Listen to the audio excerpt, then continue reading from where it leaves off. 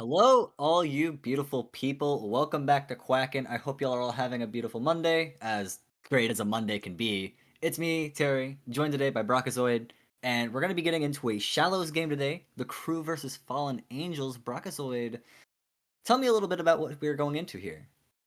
Oh, I'm excited for tonight's game. Shadow's game. It is the second lowest division of QSL. However, do not that sway you away. These teams are very competitive. A lot of these players are deep sea drop downs as well. So, Oh, especially on the crew is a very strong team led by Azure. and just capitalizing on that, the Crew is actually currently second. I was just double checking the standings, and these teams are deceptively close. You look at their records, right? And it's a 1-2 for Fallen Angels, but they're only 2 points behind the Crew. It's been very close games that the Crew and the Fallen Angels have both been winning and losing, and so it's deceptively close in between them. As we're moving into pick and bans here, is there anything that these teams to expect from them that they might ban that's out of the ordinary, or are we going to see kind of box standard sort of I stuff here? think and this is the first week. I'm pretty sure this is the first weekend where the patch came in where Guardians were pretty strong. Saying so we'll see these Guardian solo lanes. So we're gonna probably see a lot some Guardian solo lane bans. However, I think testing each other's waters testing the waters out. They'll probably just ban standard. So the mages, as we see Thoth and Cuckoo. Next ban could be globals, as in Thanatos and Thor, or even just maybe the Hachiman because it just is still is the strongest ADC in the game. We'll have to see. Fallen Angels still need a ban. Waiting on that. Sorry, the Crew need the ban. Uh, They're banning sorry. here the Osiris and the Sobek. Osiris Uh, is actually I I think that could just be a targeted ban at the moment. Osiris currently in Solon, he's just super tanky. That probably what you want in a team comp. So maybe for the Fallen Angels might have a player that's super tanky, but the Sobek, that's a ban across either for the soul lane and the support role right there. yeah, just I talking about will how when tanky he's my Osiris can boss. be, his passive gives him damage mitigation, and they changed it recently alongside his other buffs to where it was both physical and magical mitigations. It used to be more physical than magical, I believe. So now he's very good at tanking mages, just as strong as he is tanking physical damage. So just a really good bruiser, and that's really good when you have guardians in the solo lane. So Osiris, a good ban. Watch him in the first pick for the Crew. We were talking about how powerful he can be, so seeing him swiped up early is no surprise. No, I think with what's available at the moment, picking up the Hachiman is such a great and safe pick that allows your draft to expand from here. Now, Falling Angels, Harden is Bellona. I'm not a big fan of Bellona in this current meta, especially with the changes of some items, such as the phalanx being nerfed. Other A attacks. I think Axe got a little bit of a tune up, but I think it's a good soul lane bully, which is some maybe what the Falling Angels want to make sure their team gets ahead. Now the Aphrodite, it's such a at the hands of a pocket player that only plays Aphrodite, this could be a great character. However, I think a big issue surprise that revealing it too early in the draft could be dangerous. The thing about revealing it too early in the draft is that you gotta be worried the Crew are gonna pick something, or they're gonna, at least be knowledgeable that there's an Afro, and they're going to respond accordingly. What picks would you expect from an Afro? This Merlin and Nike that doesn't shout like, "Hey, we need to do something about this Aphrodite," at least not immediately. Oh no, I think the crew really is not worried about this Aphrodite. I think they can easily draft around and build a team comp around it that just allows you to not being able to just be a big punk, but at least something that just pokes them out enough that this Aphrodite is a non-issue. But AMC, I love this character. I think AMC at the moment could be considered one of the strongest mid laners at the moment. Bluestone is such a powerful item, and especially when you give the Bluestone Brooch, AMC's one with Hive. It is just so much damage, free poke, free defense, or even an amazing offensive tool. Looking now, jungler is missing for both these teams. We see a Than and a Daji banned. Makes a lot of sense. Thor's still on the board. Thor can be very strong. I wouldn't be surprised to see either of these two teams snipe him off the board before the next round of picks. And it looks like both teams are also missing. No, Afro is their support. So Fallen Angels is also missing their dedicated carry, AMC being a hunter, but most likely mid.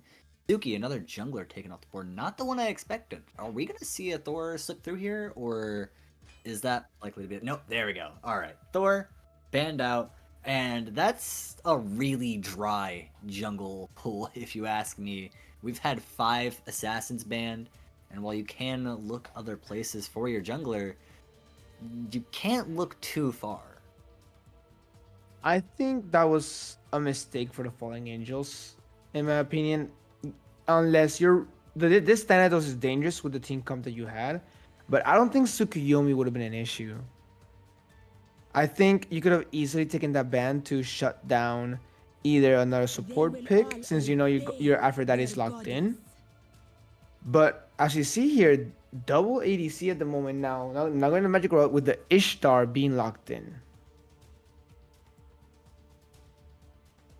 With Ishtar being locked in, that means you're just missing your support. And we've actually only seen Sobek banned. Oh, Sobek and Athena banned for those. So Fallen Angels do have some really good picks out there. Um. Oh, sorry. No, they're missing their jungler. That's right.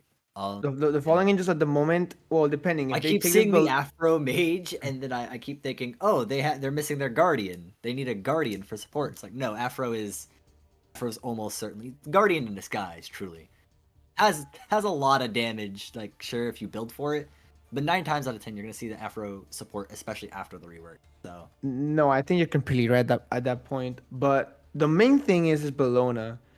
Because now, depending on how the Fallen Angels plays, they can take this Bellona into the jungle.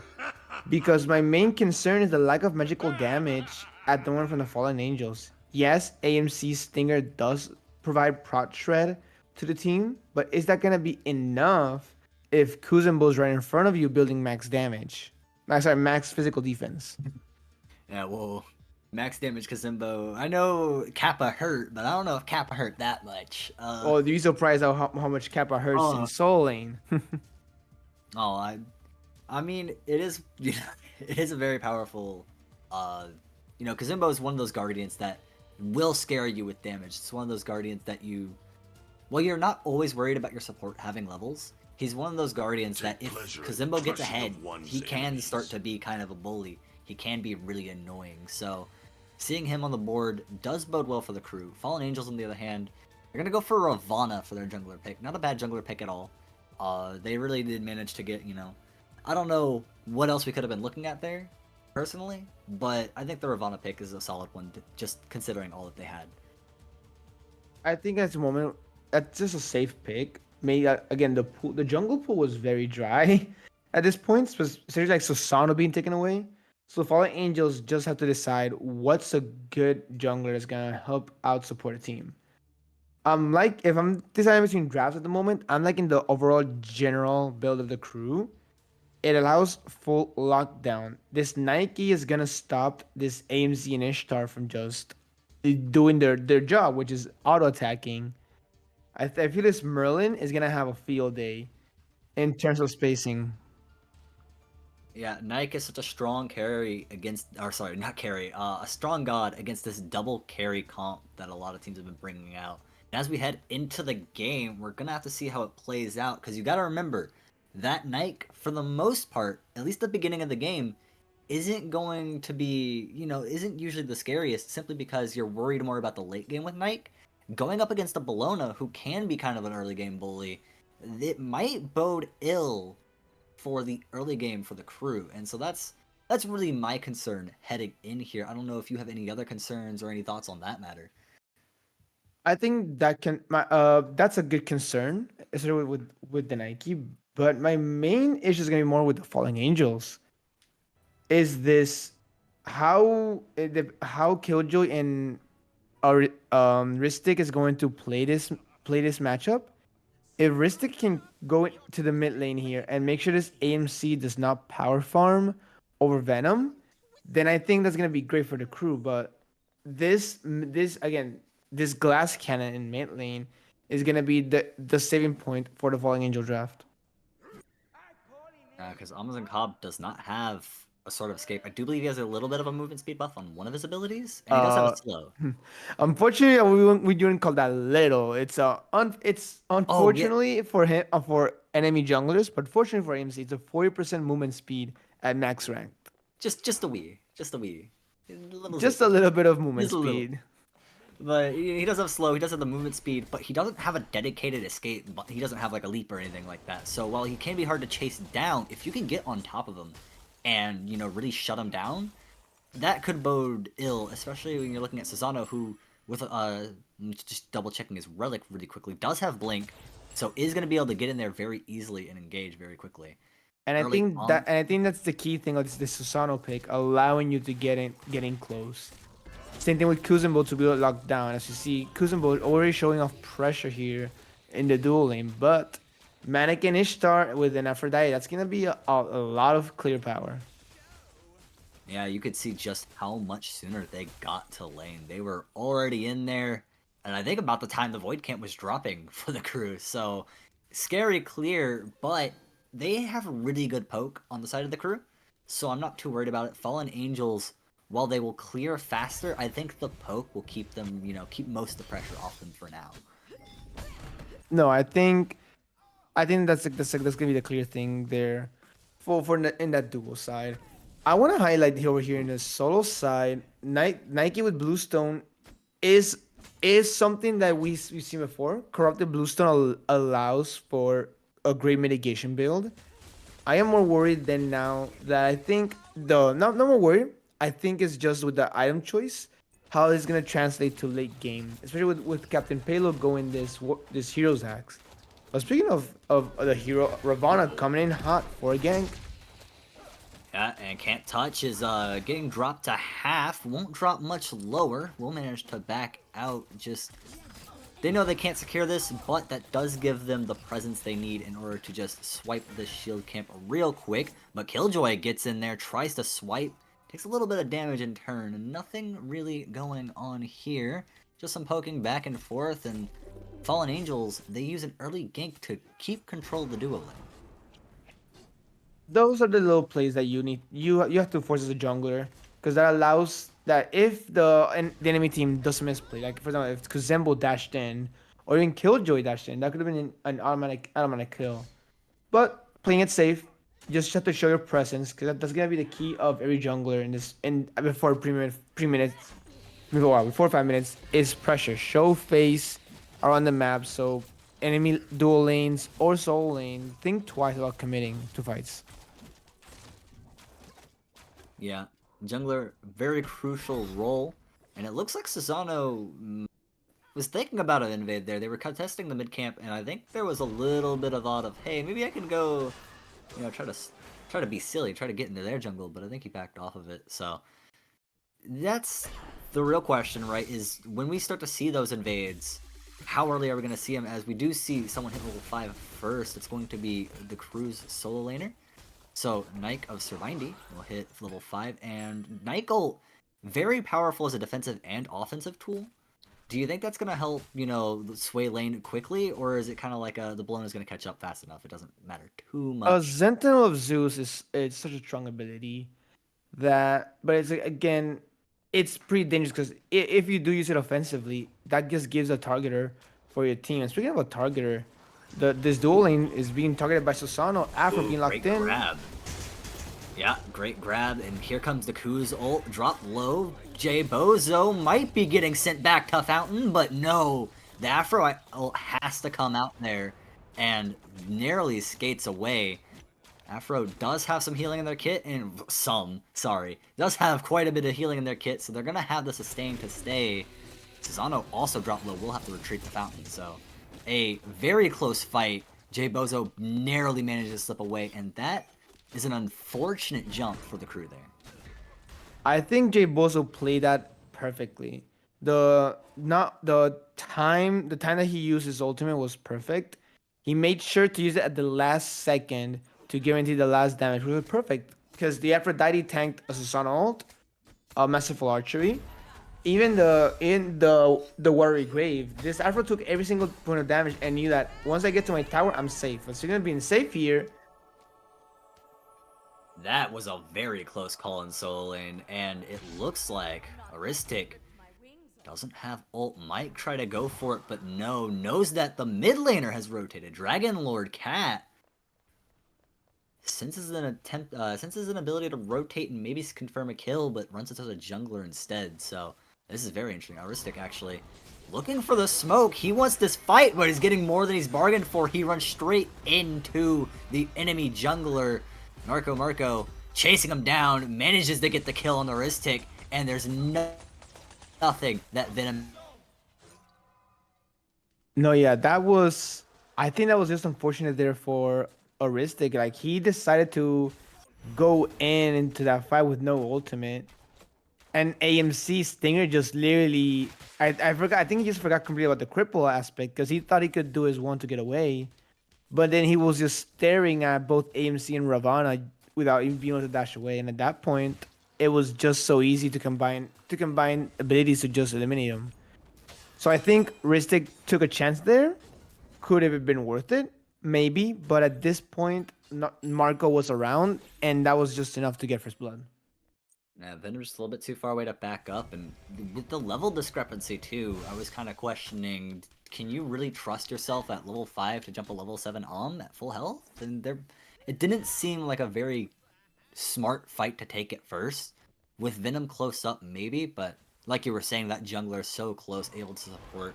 With, with Narco Marco nearby, there's not much you're going to be able to do in a 1v2 in that situation. So, unfortunate as, oh, Narco Marco going for more bullying.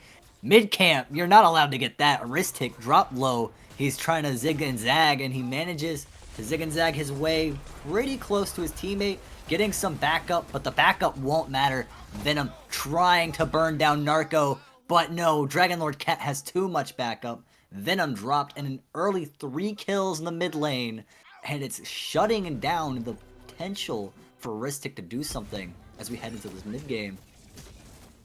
And this is what I said about this 2v2 in mid. Letting this AMC just freely farm and be uncontested, that's the issue. Now with just Asano being 4 levels down, he can't even get close to this AMC without just dying to the beast. Yeah, the damage that AMC brings is just so impactful. There's a reason why he is an ADC, but he's played in mid. He has such powerful and potent abilities, and being able to follow that up with auto attacks, it's a deadly combination that you don't see in mid lane a lot. So, very important to just kind of respect and either if you can shut him down, if you can put hurdles in his way, do so. And if you can't, you just have to play a little bit more passive, and we haven't really seen that from Aristic. He's been really aggressive in this mid lane, trying to contest the mid camps and trying to contest the jungler. That being said, Captain Load will get jumped down, and he's going to get swiped. And down he goes. Aristic will use that XP to catch up a little bit. Very well played from them. But teleporter now active, so we're going to be able to see more rotates. I don't know. Actually, we're going to see one right away, as it looks like Ravana. Narco, gonna head over to right. Gonna miss the solo laner as the knight will back.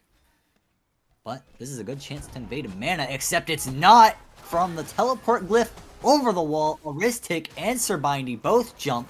Mana Camp will go down, but Narco Marco taking a lot of damage. Aristic sticking, but Dragon Lord Cat, perfect rotate, managed to kill Aristic. But Venom, good rotate from him as well, managed to catch the Ravana on the retreat. Sir Bindy now trying to stick to this Amazon Cobb, trying to do something highest level in the lobby other than Venom. Trying to do something. This fight's gonna continue. Payload gonna get in on this action. Venom still spraying fire as hard as he can, trying to burn away these players. Sir Bindy gonna get aggressive, trying to dive onto Cat, but health getting very low, getting chased down. Venom just can't back up anymore, and Sir Bindy might just get pounded away by this hammer, and over the shield it goes, cracking in the Aegis and breaking them, sending them straight back to Fountain. Sir Bindy just unfortunate there. Couldn't get enough backup from Venom. He did his best though. I think Sir Bindy I think they did try to play that well, and they did. They got the Ravana pick, but I feel that at that point, I think the Nike jumping in to trying to peel for Venom, but it might have been a bit too much at that point. I think Venom was pretty much safe at that point, especially with it, he had full cooldown on his abilities to peel for himself. It was a good turnaround. They almost got Dragon Lord Cat, which is at this point the highest bounty in the lobby, and that's good for Venom to try to catch up and do the best that they can. So Ristic again almost played that perfectly, almost shut down Marco, but the issue was that the complete collapse. And speaking of being collapsed here, Marco is getting his revenge on Ristic. But Aristic is very quickly going to get back up from Can't Touch and from Venom. Narco actually gonna get pushed into the wall, gonna get hit by a lot of this Kazimbo ult, and he doesn't manage to get away. Narco, a bunch of abilities drop on his head, including a Susanoo ult, and he will get taken out. But the fight's not over. This duo lane is squaring up as everyone else rotates back to their places. So, will we see more here? Jay Bozo going for a stun, managed to get it, but no. Looks like this fight is for the most part over, and they're just gonna go back to farming lane. That was a lot of commitment for Marco, but I think it was necessary. You need to show the enemy team that if you're going to contest us at any point, we are 4 man strong. You guys are not just gonna push us over like it's nothing. And I'm liking how the crew is playing around each other. This Nike is behind. However, she's still being supported by Susanoo every point of this fight. Dual lane rotated to help over there as well to get the pick on Marco. And speaking of getting a pick here, now fighting for the enemy blue buff, it's a 3v2 over here. But yeah, 3v2 as Venom has rotated. The Ravana needs to get over here quick. Narco heading into the jungle, but Captain Payload might be dropped before then. Dragon Lord Cat also taking damage. They're pushed back into tower. Narco Marco now though. He can really do work here on the Ravana. Venom gonna be dropped low. Can they peel for him? No, he's caught out. Narco Marco will secure the kill, but Dragon Lord Cat very low, has to retreat. Captain Payload also not looking so hot. Sir Bindy will manage to drop the Ravana. Sir Bindy, he's gonna get in there. He's gonna square up against the enemy solo laner, but he no longer has a teammate. Sir Bindy's actually gonna audible, go for Dragon Lord Cat, manage to get the kill. He'll trade out. Captain Payload will manage to get some revenge, but it's not enough there, as it's a really good trade. And I think that trade, personally, goes in the favor of the crew. Oh, that was a perfect 2-for-2 trade. Not only, even though your Merlin fell in this fight, I think the advantage of just shutting down Dragon Lord Cat and Narco Marco was perfect. It's a perfect trade to allow Ristic to catch up and farm. Especially with Narco Marco showing so much presence and being so aggressive. I mean, Narco Marco has contested Aristic at every point. As soon as Aristic touches the midline, and sometimes even behind the midline of the map, there is instantly a Susanoo in his face. Speaking of in their face, Zappy! Oh my, what a perfect body block, but just never mind, doesn't get away. Killjoy will dip his toes in tower and take down Zapsy for Zapsy's first death. Ishtar to the fountain. That is so unfortunate there. Jay Boso came on the perfect time. That could have been a hero play, but I think Jay Boso did not react quick enough to the masterful archery, and then Zapsy just died. I think if Boso just pressed forward immediately without thinking twice, that could have been easily a 3 ult investment for just Zapsy, and then he will survived. This is hilarious. Is this farming for Prophetic Cloak? Are they both farming? Hold up. Oh no, there's a ward battle.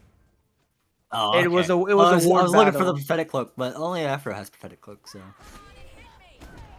I think what I want to highlight is how well Can Touch play that matchup there. He body blocked Ishtar and even dodged the Ishtar ultimate with just how he positioned himself. So I think, but speaking of positioning here, Susanoo and Nike in trouble. Oh yeah, but here comes the Susanoo once again. Perfect beads though. Dragon Lord Cat not swayed at all. Ristic is just gonna leave his teammate. Sir Bindy, can you get out? Ristic, you need to just back out because these teams will chase you down. They've shown no fear in doing so before, and they won't start showing fear now. Narco Marco gonna stick it. He's gonna try to get this kill. Aristic just trying to get mana camp. Marco, a big win from there. He's going to back away. But speaking, but I think Marco's backing away. He jumps in. Oh, The Nene's here. Oh, perfect backflip to dodge the dash here. Nice horrific to peel off Marco. And I think Ristic is gone unless Bellona coming in hot here. Don't be on the buy screen. And Ristic does get away. Uh-oh, Killjoy intro. Beats are used. No ultimate available yet. yeah, and the Killjoy Heard him. gone. All right, good stuff. Manages to get away. Needs to use ult. The ult comes back a lot faster than the bees of Aegis, which bees are down for Touchman, but not the Aegis. Venom gonna be contesting Dragon Lord Cat, and this has been a matchup I haven't seen Venom and Dragon Lord Cat kind of fairly square up in a while. It's been mostly one of them rotates for a fight, and the other will rotate close behind, and then it'll be kind of a a 2v2, a 3v3. They've been playing really good as a team, both doing really good on their rotates, even if it's not aggressive rotating. They've been both rotating to fights when they're needed, and doing a decent job of farming. I mean, they're both level 16. They've been doing a great job of farming. I think besides the farming aspect of the game, it's become that the crew, as much as a lot of bad fights they've taken, and being behind in XP, they're very in gold. As Zap Z, you're not gonna be eating anymore. Oh no, trapped in the corner, no getting away, not even a chance. It will be a late rotate from Narco Marco and Jay Bozo, and they're gonna have to contest the Gold Fury. 4-man Gold Fury, but Fallen Angels are in the neighborhood, and here they come. No, gonna disengage from the Gold Fury.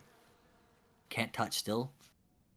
Peeling around the perimeter, looking for the fight, and knows the fight's no longer there, but no, the fight just around the corner as 3 members of Fallen Angels are scoping out this fight from a different perspective. Nope. Disengaged from the fight entirely by this point, and they're going to avoid the worst of the fighting. I think the Gold Fury is still up in play. Everyone's on this left side of the map. As Sir Bindy is still here. The Pyromancer is the one being looked at the point, and I don't think Venom knows this yet. We'll see here if he can get a steal, but Marco going in here to peel off Venom off the objective. And Sir Bindy goes into steal, fails, will have to use the Shield of Zeus, backing up, but Narco Marco takes a lot of damage from a wrist take. A wrist take comes out better for that trade. Not what I was expecting. Pyromancer does go Fallen Angel's way, but they are showing very good presence, and they might get the T1 here. I think it's just a combination there of just Venom's items at the moment. Venom hurts. You do not want to be stuck on Merlin's Ice or Fire Stance. But they're not giving up here. They really want to pick at the moment, but Ristic with no movement abilities, I think is in trouble. He might be in trouble. He will use the ult to do a little bit of self-peel. Can't touch now. He's going to be focused down by 3 members. The artillery needs to come in. A wrist hit caught in that stun, unfortunately. Can't touch. Will have to use his dash to dash away. Venom, though, that is a Merlin doing very well for himself. Level 17, he will do a lot of damage if you don't either instantly jump on him or back away. Sir Bindy going to contest this obelisk, or I keep saying obelisk, but it is the beacon, and a lot of damage going into Captain Payload, and actually, he'll have to back away. That's your frontliner. But no fight, no chase from the crew. I suspect that if they do engage on this, even without Captain Payload, it's probably not going to go their way, so they're just going to forfeit beacon and take what they can get elsewhere. And I think that's just a good team fight in there from Fallen Angels, knowing that they win the poke game compared to the crew. I think the crew needs to know that with this Susano and Nike, once all your abilities are down, you guys are one of the weakest characters in that fight. So they need to understand that once they commit, they really need to get a pick to be able to continue these team fights. And unfortunately, they just can't seem to get it. And that's in part due to being so low from, Susano's lack of being able to farm and being able to, secure kills in the early game. And that's really coming back to haunt him now. And Nike's been doing well for themselves. Sir Bindy by no means, slacking, but isn't ahead. And you're not ahead, and it's making it harder to secure kills, especially when your Susano's not being able to do much. Merlin's doing well for himself.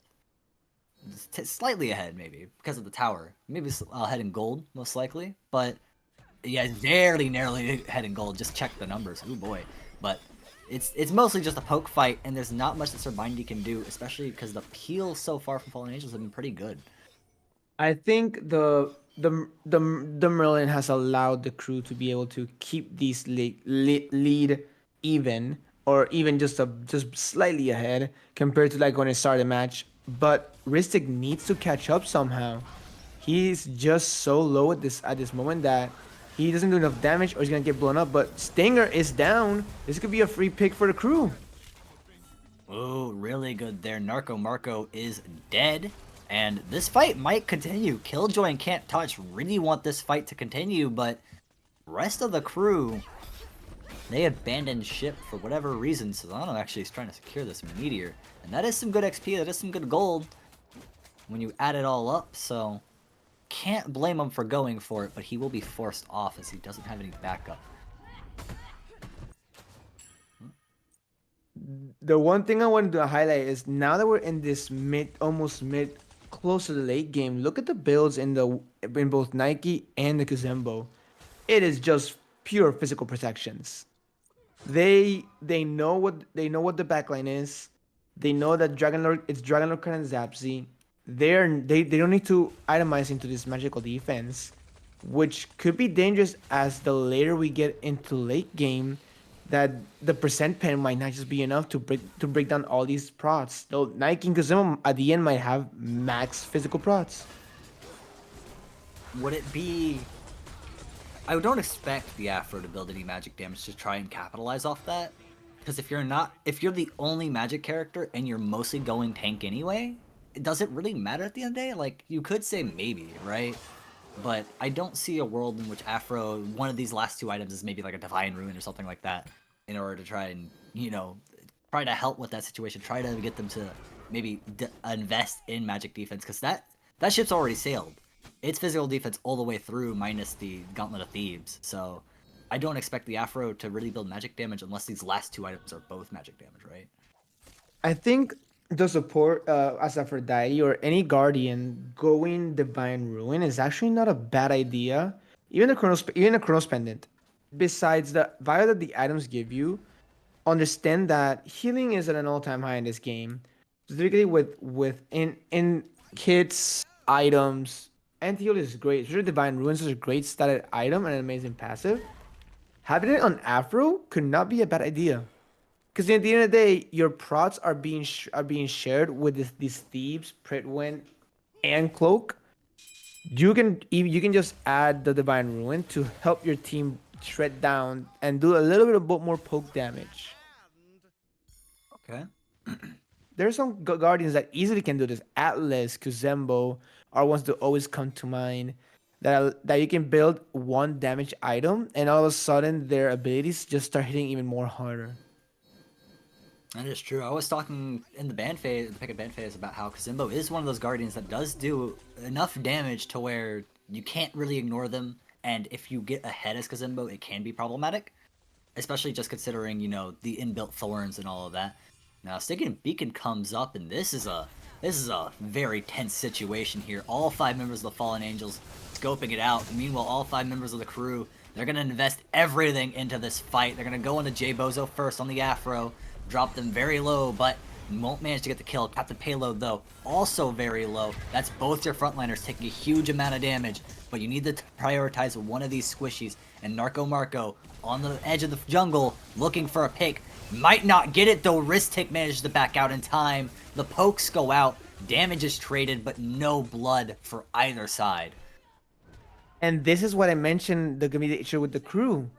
They just commit to one character, and if they can't get the pick, the fight's over for them. And they just turn into complete disadvantage because now Fallen Angels wins the entire poke game. As we saw with Bindy and Oristic, they just had to back away. Oh, well, that's Gold Fury down. No contest. I don't think the crew are really ready for that. That being said, Narco Marco does a really good job of creating space and does take some damage for it, but not enough to really be worried about. So, as we head into minute 25, I mean, we're getting pretty deep into this thing, and all the towers are still up for the crew. But the deeper we go into this, especially with how even everything else is, I mean, look at that, just 61 gold difference. Oh boy. So really tight game that has been kind of not back and forth, maybe. Especially if you look at that XP, it looks like the crew have been bringing it back slowly but surely, kind of clawing it back. The gold's been kind of all over the place. I'm expecting our late game to get kind of crazy, especially with the lack of ability to team fight it seemed from the crew, and the Fallen Angels, like, they haven't really been able to do anything outside of their early game bullying. Now it's the skill of the players. What makes them different from puddles players and possibly even deep sea players is how well you play this late game and how well you play your characters. Items are being maxed out. Biney's probably getting the last of his gold to get that corrupted bluestone or bluestone brooch. Bellona getting the hero's Acts of Animosity is online here for her. So now her damage spike has arrived. AMC has his started upgrading. Now the jungler's the one that's missing. But speaking of missing here, Kuzumbo in a weird spot at the moment. Yeah, Can't Touch already has to use their Kazimba ult, their little spin to win. Doesn't manage to win him anything, but he does manage to keep his life, actually. Might win him Pyro. This is a pretty big disengage from Fallen Angels. They're kind of lurking, waiting for this fight. But will they be able to get it? No, Crew secure the Pyro, and they're going to get in on this fight. A wrist tick with a big ult. Dragon Lord Cat has to pop Aegis. Gets dropped very low, also with the beads, but Sir Biney's going to chase him down. Venom will secure the kill. That's a great pick, but a wrist tick will fall in turn. So, with the 1v1 trade, Crew and the Fallen Angels now disengage and look to his next objective, but this could be a chase from the Fallen Angels. They see Sir Bindy is relatively low, but Narco Marco might get punished. He might have been just a little bit too much, but no, Zapsy from behind managed to get both Sir Bindy and Can't Touch. Very good plays from them, and Fallen Angels know when to chase, they know when to push, and they know how to secure those kills. I think a big issue in that interaction was Bindy and Can't Touch saw blood and went in. And it could have been great, but it's just Venom there. And I think either he was on low cooldowns or his position was not the best at the moment to support that. Nike jumped in, Kuzma blinked in. That's a great interaction if you can kill someone, but unfortunately you couldn't. And with this Aphrodite, they just sustained back to max HP. Well, that's the first T1 tower gone from the crew, but I don't expect that to matter too much. I think we're at the point in the game where T1 towers are basically, tissue paper. Those are going to disappear, especially when you're staring down this double ADC comp. This isn't something we've talked about a lot, going through the mid game, going into the late game, but the double ADC comp is going to start to shine, where you're going to see even Fire Giant, even Gold Fury, even these Phoenixes just disappear as soon as, AMC and Ishtar really stick to them. So as long as the space can be created from the Fallen Angels, and so far they've been doing a really good job of, engaging and pushing and, getting into the fight. So I don't expect that to change as we head into the late game and we start to see just the objectives absolutely evaporate. No, it's just crazy. Like the amount of gold at the moment that's available to Falling Angels. The Falling Angels could have had a 2 to 3K goal lead just based off of their experience level and how well their team pass has been going for them. They just need to take these towers early, because if not, this next EFG might be very delayed due to just how many towers you have to go through. And this is Fallen Angels kind of looking down as the Stygian Beacon gets taken. These towers are getting dropped very low, and for the most part, the crew have been doing nothing much but just taking the Stygian Beacon. I'm pretty sure, in fact, that all the towers have just solely taken damage from the objectives. So, Captain Payload, Captain Payload on their own, kind of just trying to take tower, and it's just going to be chased away. The entirety of the crew following behind, but Fallen Angels, they have sensed it. They have managed to rotate their whole team as well, and nothing happens. They kind of go, okay, well, that's the rotate, but now we're going to start circling Fire Giant. With a minute until EFG, do we pull the trigger now, or do we just simply wait for that Fire Giant to get all that more enticing? No, yeah, I think it's still gonna be this waiting game. maybe get a pick, maybe just stare at each other, break some words. I want to highlight there the AMC, no, sorry, the Hachiman autos on this on Captain Payload. Captain Payload was dropped almost we needed to have. But speaking of being dropped here, the Blink teleport, this is gonna be dangerous here for Marco possibly or Venom, depending on how the team decides to fight this.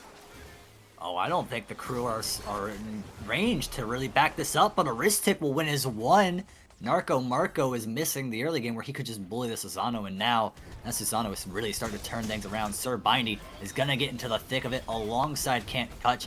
Venom is gonna start dropping these abilities, start dropping this damage, this oh so crucial damage. J Bozo drop low, Captain Payload drop low, but it's gonna have to be up to the double carry here to get something done. No kills come out for the Fallen Angels. The crew even up the kill count, and they're gonna rotate. They're gonna look for this pyro. They're gonna look for these objectives. They're gonna look to start getting their way back into this gold lead and see what they can do with it. I think they just need to reset. They got two great picks. You need to enforce it here, and Dragon Lord Cat gets Bindy. Just the damage is insane on the bees. Man, not But speaking of respecting that AMC. insane, look at the play over there. They're pulling the Fire Giant. There's no way, right? You can't do that. You're still a man down, and Narco Marco still needs to catch up. I mean, you're looking at Aristic and the Hachiman, Dr. Killjoy, lurking in the jungle. In fact, yeah, they just disengage. They kind of realize, whoa, wait, hold on, we're getting a little ahead of ourselves. Let's back up. But that was a. I agree with you entirely on the Sir Bindy kind of not disengaging. They go for Pyro, they get Pyro, and instead of immediately booking it for the hills, they kind of sit around and have tea time while the rest of the Fallen Angels pull up and go, hey, you can't be here, get off our property. And that was, and I think nature just gonna take over every time because the bees are just constantly pelting on these frontliners, and it's incredible. Like again, max prots on the physical department, but still getting shredded like it's nothing. Yeah, AMC really not a character you want to square up against, and that's what makes it. Even though you're running this full physical comp, you still gotta respect the shred. I mean, I'm just taking a quick look. That's a lot of percent pen in between Serrated Edge and Crusher. You know, just between AMC existing in general and Heartseeker. But oh, we're in a fight. There's no way that the Sa's gonna get here in time. Aristic is gonna be absent for this battle. Venom gonna be absent once he gets no great Aegis, and he has alternate timeline. Narco Marco drops Dr. Killjoy in the back line. Sir Bindy and Aristic though now trying to duo, trying to clean up these kills, managed to get Cat and J Bozo also low. Sir Bindy chasing. Does he have the damage to secure the kill onto the Afro? Possibly gone. But in the meantime, the fight elsewhere. Narco Marco did manage to get a kill, dropped very low, has to back up.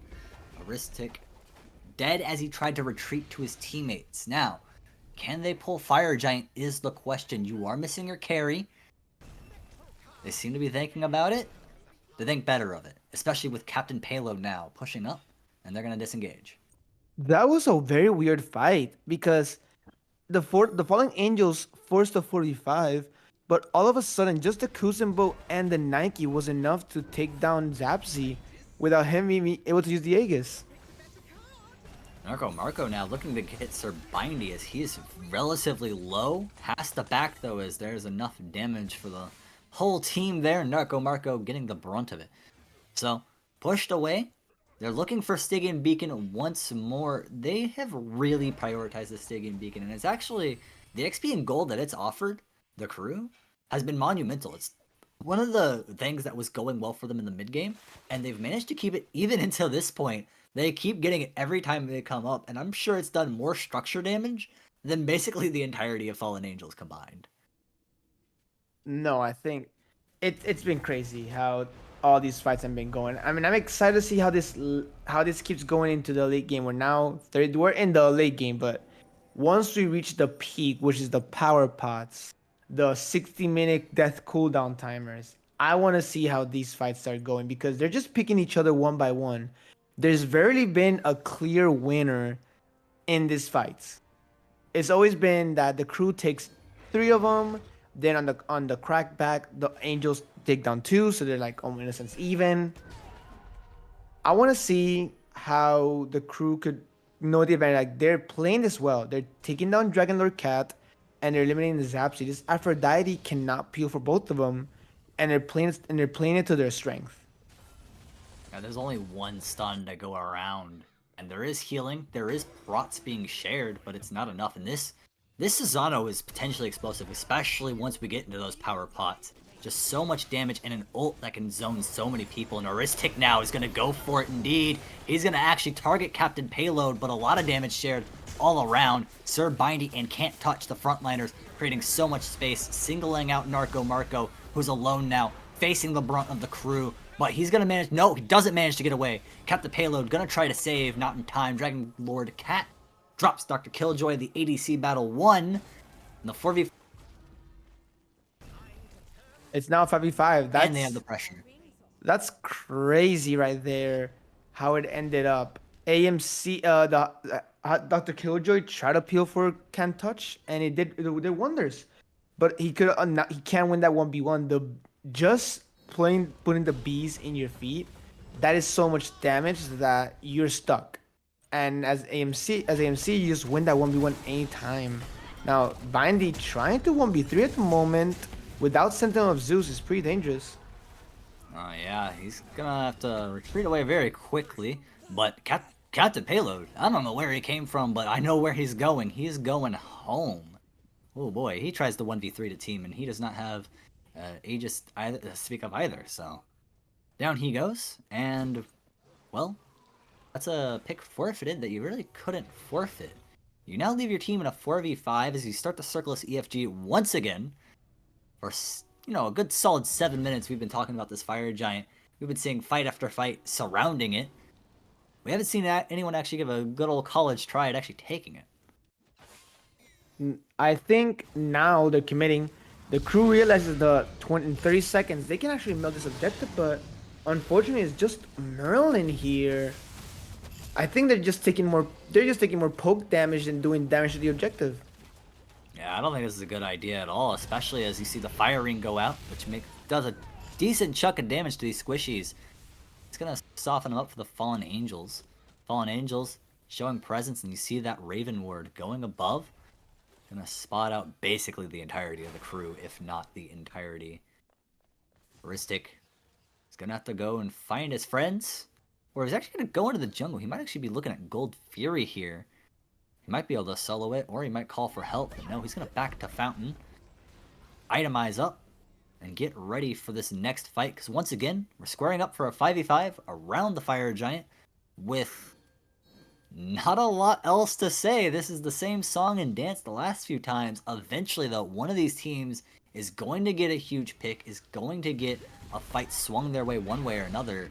It's just a matter of when and a matter of how. I think Ristic is right now trying to power farm to get his last item, which he got his Crusher. But he's trying to force interaction. But speaking of interaction here, Marco going onto the Crucible, but dies in the process, and this could be dangerous for the Falling Angels. Bellona is flanking. That Spike Shield does a lot of damage, and when you have backup, it's going to be enough to put you away. But still, Fallen Angels not swayed at all, still ready to take this fight. They are very powerful, even missing Narco Marco. You're talking double ADC and two players dedicated to peeling for them. Looking for this fight, looking to push them away, looking to get enough space to potentially go for Fire Giant. They might just go for it here. And I love Ristic's position. He's trying to like force his flanks, forcing the enemy team to interact with him. If not, he's gonna land behind his team comp. The three Falling Angel players are perfectly positioned there, but the Nike jumping in, trying to disrupt and take someone with them. Fire Giant dropped very low. This is going fairly well for the crew so far. The Stygian Beacon comes up. That don't matter. This is a fight. And even though... No, they disengage from the Fire Giant. Sir Bindy, with a huge Aegis, managed to get 3 of them. Absolutely insane. That is incredible there. If you saw Killjoy, but speaking of incredible here, Marco trying to be a hero, but uh-oh, he's in trouble. There's no way he gets away from this. Not in time. Deicide, and, well, all these towers have been gone. It might be time to just push it up. I mean, you have 40 seconds to secure the Titan. Go ahead and take your time, crew. Just walk on through. Walk on by. Here it comes. And 40 minutes, 10 minutes of that spent circling the fire giant, and the game ends up being secured without a single fire giant taken. The crew win a great team fight. Great way to close that out. They go up 1-0. It is crazy how that team fight ended up being. I think props for there was Ristic. Ristic is playing his picks incredible. He's being the snake in the jungle that no one sees. He is forcing so much attention from either the back line or the front line to interact with him because they're afraid of how powerful the typhoon's gonna be. But they just completely forget how Kuzembo just goes in and just demand and creates the space.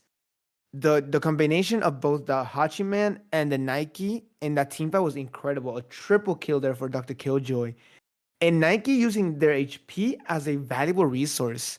Not just going in and randomly Sentinel of Zeusing. He waited for the perfect time that he was low enough to do the most impact. The shield was massive. And I think that's the key there for that team fight win. The ability to set up everything for the crew, for the damage, for Venom and Killjoy to just pelt abilities towards them. Really well played from Aristic. It does not show in the kill count just how impactful they were throughout that fight. They were constantly making them mind their flanks. I mean, the Fallen Angels, they were shaping up for a fight, and Aristic would constantly be looking at the back line, smelling blood, looking for a kill, looking to get something going, and he may not have been the one to secure the kills, but those 12 assists speak a different story. He may not have been finishing them, but he was certainly starting them, and that's not something you expect from the jungler. Usually you expect the opposite. Usually you expect secure the kills, get those, cheeky kills, sneak people down who are already low, but that was a different kind of game, and it actually worked out very well for them. Speaking of the Fallen Angels, though, they did very well with that double ADC comp. They didn't use it to full effectiveness, though. They were not securing those objectives. They weren't really fighting for Gold Fury. They weren't trying to shred Fire Giant. And maybe it was just the openings weren't presenting themselves. But if that's the case, you have to ask what went wrong where. And I'm going to have to say it. I don't know if that Bologna was aggressive enough in order to create openings for the double ADC to get in there and really do what they needed to do. I don't think it's a question of aggressiveness. I think it's just a question of tankiness. Bologna was just getting autoed down and destroyed immediately. So I think the Falling Angels really have to think about what their draft is going to be. If they really want this double ADC, they need to probably atomize to a Guardian solo. Well, that was a really good game one. Hopefully, an even better game two, and possibly three in our future, though. But if you want to find out if we even go that far, you're going to have to stick around after this break. See you then. When your vibes in my mind, I can't get them out. No matter how hard I try, I need you and your heart next to mine. Yeah, I'm all about keeping it you and I. When you're here, you spark chemical reactions. Your aura strikes like lightning. Got no words, I'm just drowning in attraction. Only one way to describe it is to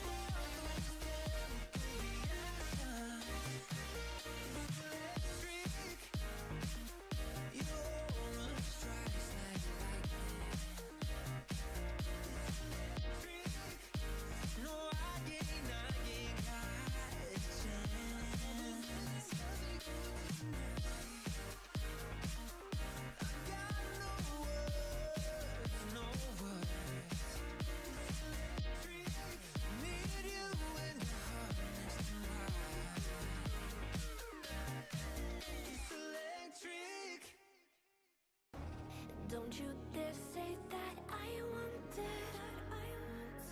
everything to fall apart when it's haunting me. 'Cause my only crime was hoping there is something more than this loneliness I feel. But no one makes me feel less alive. We're fighting fire. The way you push my buttons just right. We're fighting fire.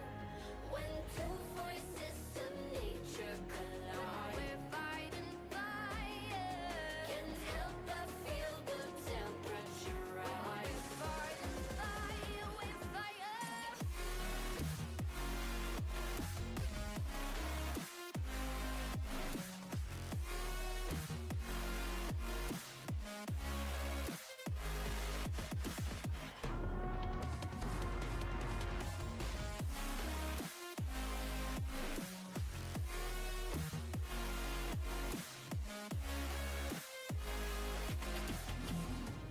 Maybe if we took a moment long enough to realize how alike we are,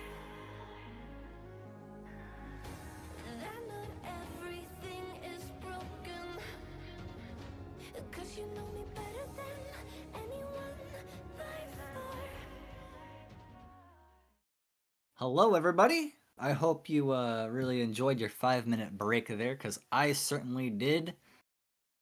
I didn't. I actually really want to get back into this. Brockazoid, I'm sure you really want to get back into this as well. How you feeling, especially after that strange game one, I would say. It's not the typical game one I would expect.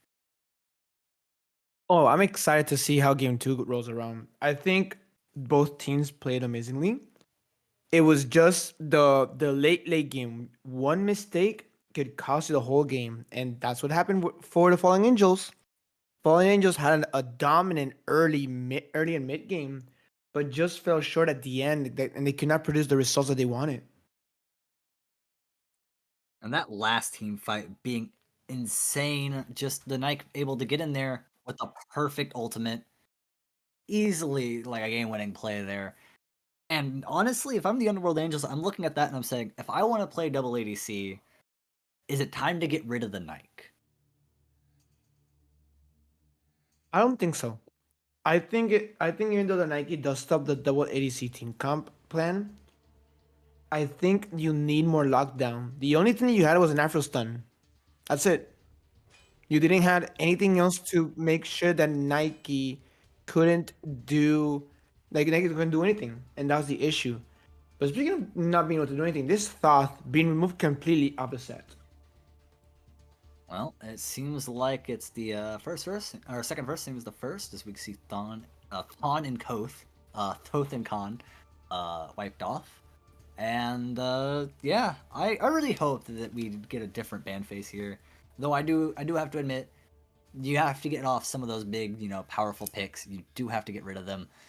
AMC being one of them. I actually really like that ban from the crew. It did provide a lot of issue for them at certain points in the game, and so don't want to deal with it. And that's going to really hinder the Fallen Angels double ADC plan, because let's face it, the best ADC, mid, or the best hunter mid, is going to be on. Oh, but Hunter mids are still open. Marty Koros could be True. still available. Marty Koros is pretty strong still, and even much more safer than AMC. Now the Kuzembo ban, a great respect ban after that game one. Kuzembo was all over the place, and I think this god should not be allowed in your queues if you can avoid it. Agreed. And the Camazot's pick once again, or sorry, the Camazot's ban, Athena ban as well. So interestingly, we only have, we see two gods from last game ban, AMC and Kuz. Peace by force. I think this was, a really solid ban phase. I'm trying to remember what we're losing out on here. We're losing out on the It was bans just the of- Sobek, and I think for the side of the crew, it was just the Osiris. Yeah, so Cyrus and Sobek. So that's the bans that we're missing. Do you expect to see either of those two? As we see Hachiman first once again for the crew. If I'm the Falling Angels or the crew, I would definitely pick up a Sobek. Sobek is such a great pick that it again it's just the disruption on the space creation. You want to make sure that your support is allowing these initiation plays because I think how Ristic likes to play is what as a distracting factor, and then the other team to go in. A Sobek will allow you to do that. Oh, still waiting on the Fallen Angels picks here. I don't know if I don't. When you have the AMC ban, oh, there goes the Sobek, like you were saying. But I don't know. Should you prioritize a carry at this point? I feel like if you do, I don't think the Fallen Angels are going to go for their double carry strategy this time. But do you still want to prioritize one of those more powerful carries in order to maybe dissuade the crew from going double AMC? I think if you do that, you have to pick the Marty Chorus here, and I don't think that's a good idea. I think with the Sobek Thor Marty, it could be an incredible combo, and that would just one shot someone. But right now, the crew can still counteract, and they can still build a team comp that will make this unbearable for both the Thor and the possible mid Marty, or you can even do mid Neath, another great hunter in mid lane. But as the crew is thinking, what are they batting right now? The jungle pick is being picked early. Fallen Angels does not want scraps. They want the top jungler of the list, and Thor is one of them.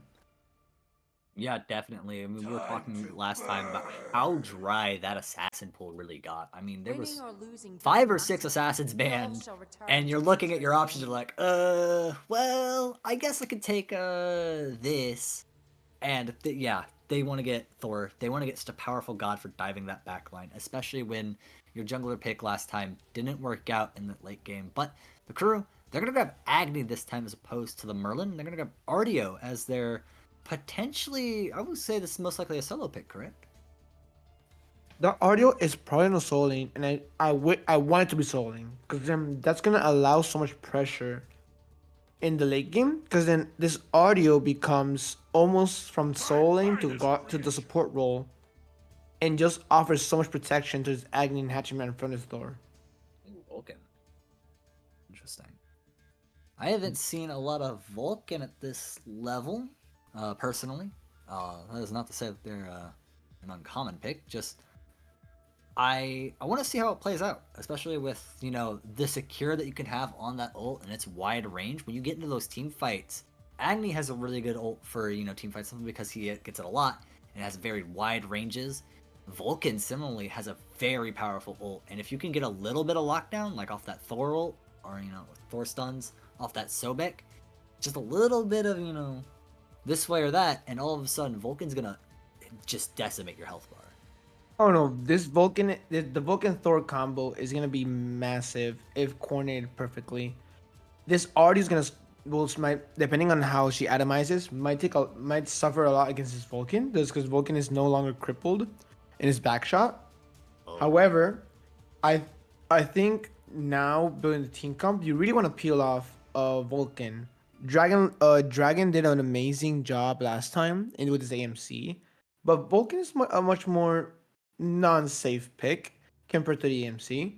So we'll see how it goes around. They are banning the junglers that could be an issue, such as Susano and the Dodgy. So I'm curious to see what the crew picks up because Thanatos is still open, Yeah. but we see the Fallen Angels locking Surtur for their team. Unless that's a mistake on production, not sure. Nope, that is correct. Wait, where's That the is a crew Surtur lock. Oh, Surtur lock. We'll pick it back up. Don't worry. We do see our solo matchup though. That's a Gilgamesh, unless it's a Gilgamesh support. We were just talking about how we really want to see this Ardio. Oh, what? Never mind. That's a Gilgamesh jungle. All right. I love Gilgamesh. Okay. Oh. Gilgamesh you have jungle comments is on that. crazy. Gilgamesh jungle is crazy if allowed in the right scenario. Against this Fallen Angels team, I'm scared for my life as a Gilgamesh. Because here there's so much disruption around you, and not just a disruption, is that if you're Gilgamesh, you jump on this Vulcan's just gonna ult his feet, and you're losing half of your HP from that. plus any other ability he throws at you. So I think Gilgamesh is a reach, but I love seeing this god in action. Now, Gilgamesh, while going to be building damage, right? That's not a question. Going to be building a lot of damage in the jungle. I do question because Gilgamesh is a very solid. Like if you build him, he's a little more tanky. You could have someone who's very effective at hitting that backline and then not dying, and then hoping that Hachiman and Agni follow up, right? But the issue I have with that is that what Artio can do with good amount of damage, it's not the same as, some other gods where maybe if you had a little bit more damage on your solo laner, you could allow that Gilgamesh to build here, or at least like build one protection item just to survive a Volcanal or survive, an on her Desert Fury, right? And that would allow them to, really stick to those backliners. But I don't think we're gonna be able to see that with an Artio pick. The thing with the crew draft is that they have an incredible front to back. That this Surtur is gonna be CC chained to oblivion. That these Agni bombs are gonna blow him up even before he can even reach the skies. This Sobek is gonna have a difficult time in the same aspect. Artio actually can peel off Sobek's plug with her with her cripple. So let's see how this goes on when we go into the game. Into the game we go, into the breach once more. Crew versus Fallen Angels, and let's hope they don't fall any further. They've lost game one already. They want to looking to bounce back, and we're just talking about that. How, this is not the most comforting pick ban phase, I think, for the Fallen Angels, but it's definitely one that could be serviceable. So let's see how this really plays out, especially moving here. We're gonna so would you accident press it there? So okay, it's Blink Room. It'll be up in time, right? I mean, 49 is trying to quick maths here. You don't really see Blink Rune used until a minute 30, right? So it'll be fine. Totally fine. I think it's gonna be totally fine here for Ristic. He might hate himself, and I think he might not get that early pick that he wants with his Gilgamesh. However, he'll be fine. I said he'll be fine. The one thing I'm surprised he goes with the Wing Shard instead of the Golden Shard. That's true. That's gonna hinder his clear somewhat. I don't think it's gonna be that big of a deal. Gilgamesh isn't exactly, especially damage Gilga, is not going to, suffer that much for clear. But being able to rotate faster, especially with Blink Rune, especially with that leap and the ability to, move faster using that leap, that could be very scary. You could see Gilga get very active throughout the early and mid game. Could be very scary if they get online and can stay, ahead. I think the Wind Shard for him is the ability of you knocking someone down, you pop it, and you just start waiting at them as quickly as you can. And I think that could be beneficial, but what's that versus the value of farming the whole time? As Geb in trouble here, getting horrific and plugged into the tower. I think Can Touch This is gonna fall here for first blood. Maybe. Nope. The Rock will live once more. Not quite eroded away. He's going to back up, but that's going to hinder the early game for the crew in duo. He's going to pop all those potions, going to have to get that sustain. Does have quite a bit of them. Just going to have to play passive, though, and wait for War Flag to do its thing. Not quite the sustain you get from Sentinel's Gift. And that interaction there is very scary. As being scary here, Dragon Lord Cat putting the pressure on both Venom and Ristic. Venom not really feeling the pressure as much as Ristic, and Ristic scoping it out. Narco Marco also dropped fairly low. But they're going to disengage and try to go for a side camp, and Fallen Angels is going to do the same on the other side of mid lane. That's going to be, that's going to be fair. I don't think either team is looking for an early contest, for one of these side camps. I think they're perfectly fine, but, actually, Ristic's going to go for duo lane, and meanwhile, the Thor, Narco Marco, looking to get busy in mid as well. So, Ristic looking for his opening. And there it is. That might be it. Blinks onto the On Her. Doesn't go for anything, though. Misses what he was looking for. Instead, it goes for Jay Bozo. We hear those pings come out as we know that Narco Marco is rotating over having sensed Aristic's, transgressions. I think and that's the issue you mentioned early game. Honor is so safe that trying to collapse on him is dangerous. Oh, but Uh-oh. here we go again. Aristic's going to try and make something happen. There goes the kick. Very good kick. Stuns two of them, but not a lot of follow-up. Zappy might have to back up. And they're going to be able to secure the shield camp, it looks like. But Gilga walking away. Narco Marco is still here. They can contest this for the 3v2, even with the health disadvantage. And there we go.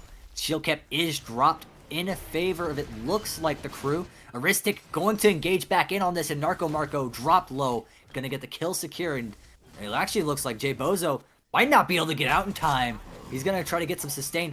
Flings can't touch back into the tower and gets the kill, but Jay Bozo will manage to walk away at very low HP. So, not the engagement you wanted for either team. Very sloppy finish, but they get there. I think Can't Touch just got too greedy there. I think he should have just gave it up. But speaking of giving it up here, Bindy in trouble. Not going to give up the pick, though. No, but Never back to the point of that team fight there. I think a major key thing was that Gap Shield and just Hachiman are just so strong in terms of the poke battle that they went through every single ability there, Ristic just looping around onto this Thor with no hammer just sealed his death.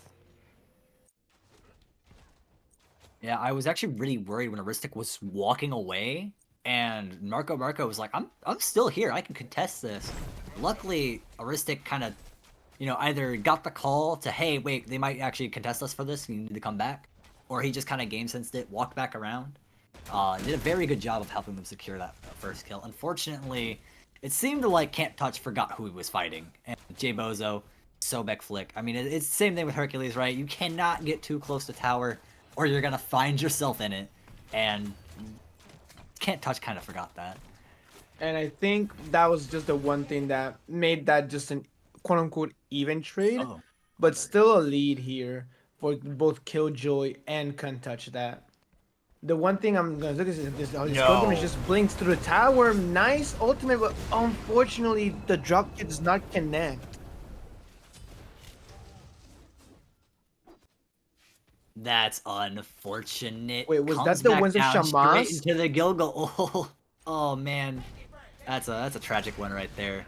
And Did Wind of Shamas just get like the last tick there? yeah, he fell down and the ult popped.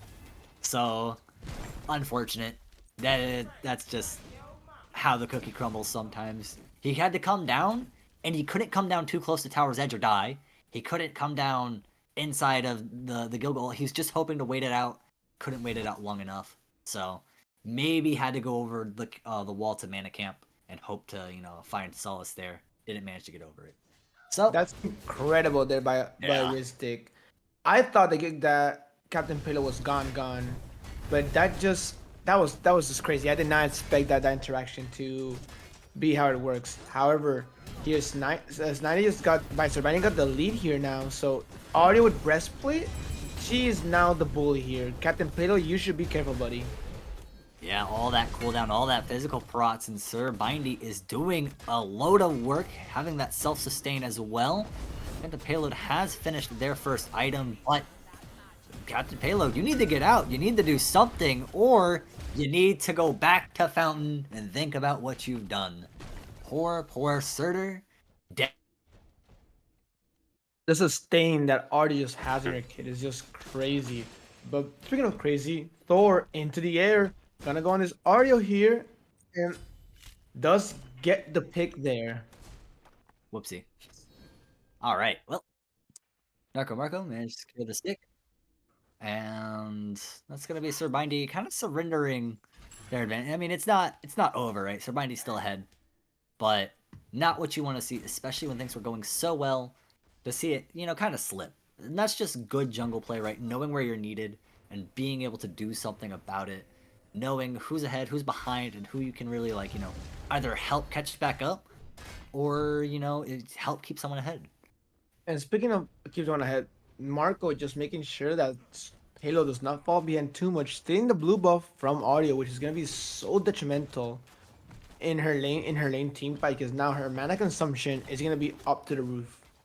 Especially with that cooldown. I mean, you have the cooldown, you have a bit more, you have 200 more mana, but you drain through it so fast as these Guardians. They have very expensive abilities at times, and if you run out of mana, you could be in a load of trouble, but it doesn't look like that's going to be the issue. Artio absolutely wailing on Captain Payload, Oh, forcing him Captain back Pillar's to the gonna towers fall very, again here. very Gilgamesh quickly. is Oh, ganking as well no on their way. side.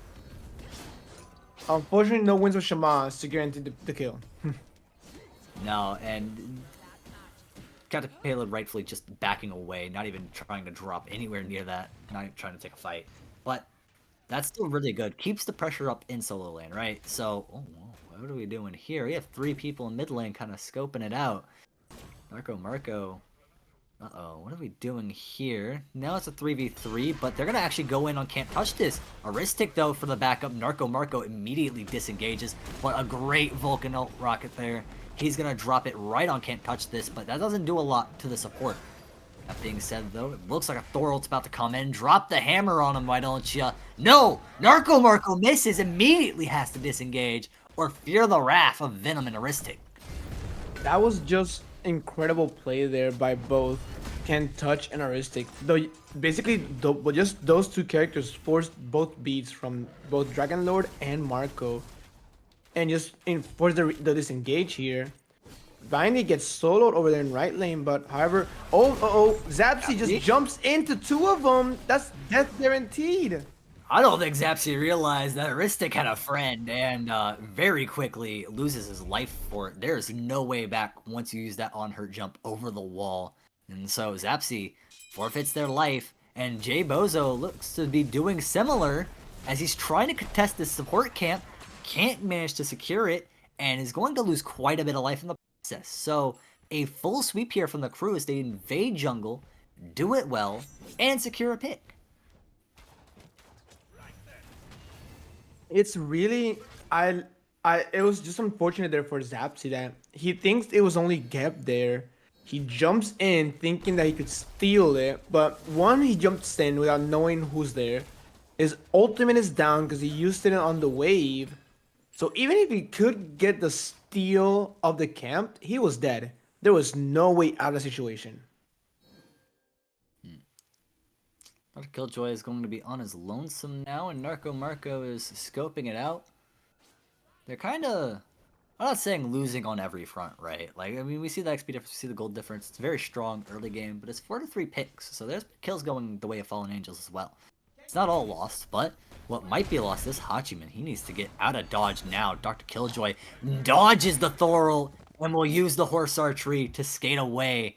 Perfectly played, baits out the Thorol, and will not be punished. So he can now call it there's 3 people in left, and they could take a fight or go for an objective elsewhere. But it looks like they're just going to have to be satisfied with keeping the pressure up and maybe doing something to this right tower here, as it's gotten very low.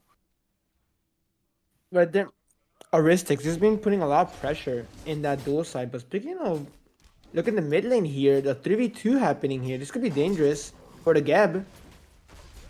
Can't touch this. He's actually getting more aggressive. He goes for the stun because he knows Aristic can follow up. Here comes the winds of change. And down goes Dragon Lord Cat. Down goes Aristic on the refrag. Can't touch this will also explode in the meantime into a shower of rubble and venom.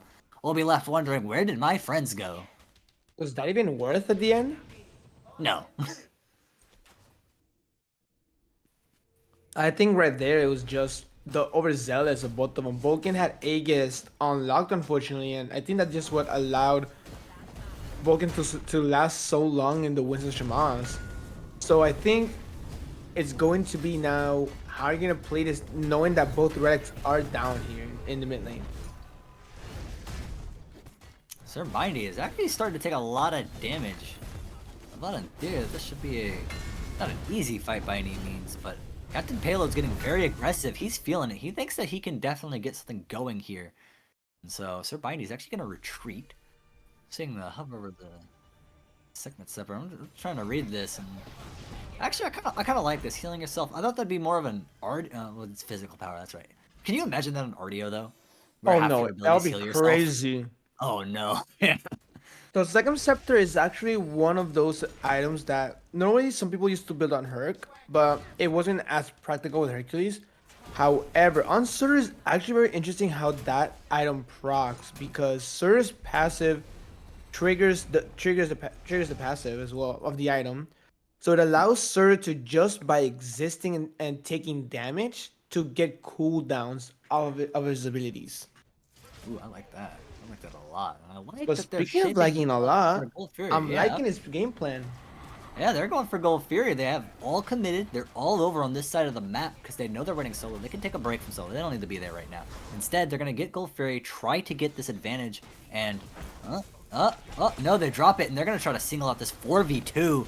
Can they manage to get a kill out of it? Yes, they can, and Zapsy is going to have to run away as his support is destroyed. So, Aristic now creating space. They're going to re-engage on this Gold Fury, and Fallen Angels, if they want to contest this, it's going to be that much harder. And that's just so great play for the crew. They completely took the objective without even taking so much damage. However, this could be dangerous. Thor in the air. Is he gonna commit? He's gonna commit, but he misses. The Geb manages to roll away.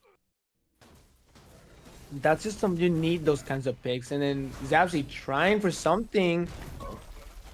But now he's got mid lane, I think, Aristic. He's all over in Dubai solo style, so I don't know where Vulcan was. Vulcan might have been trying to get a sneaky, trying to get some farm, trying to get, something going his way. I mean, he is even in the level department right now, but getting ahead of this Agni would help him immensely, especially with these team fights starting to happen, right? You definitely want your mage to be, as powerful as they can be. Instead, they kind of get caught out there, and that's not going to help in any case. Crew are really starting to have things, go well for them. They've been really good in the early game. They're starting to bring them in the mid game, and they've shown that they're able to prioritize objectives.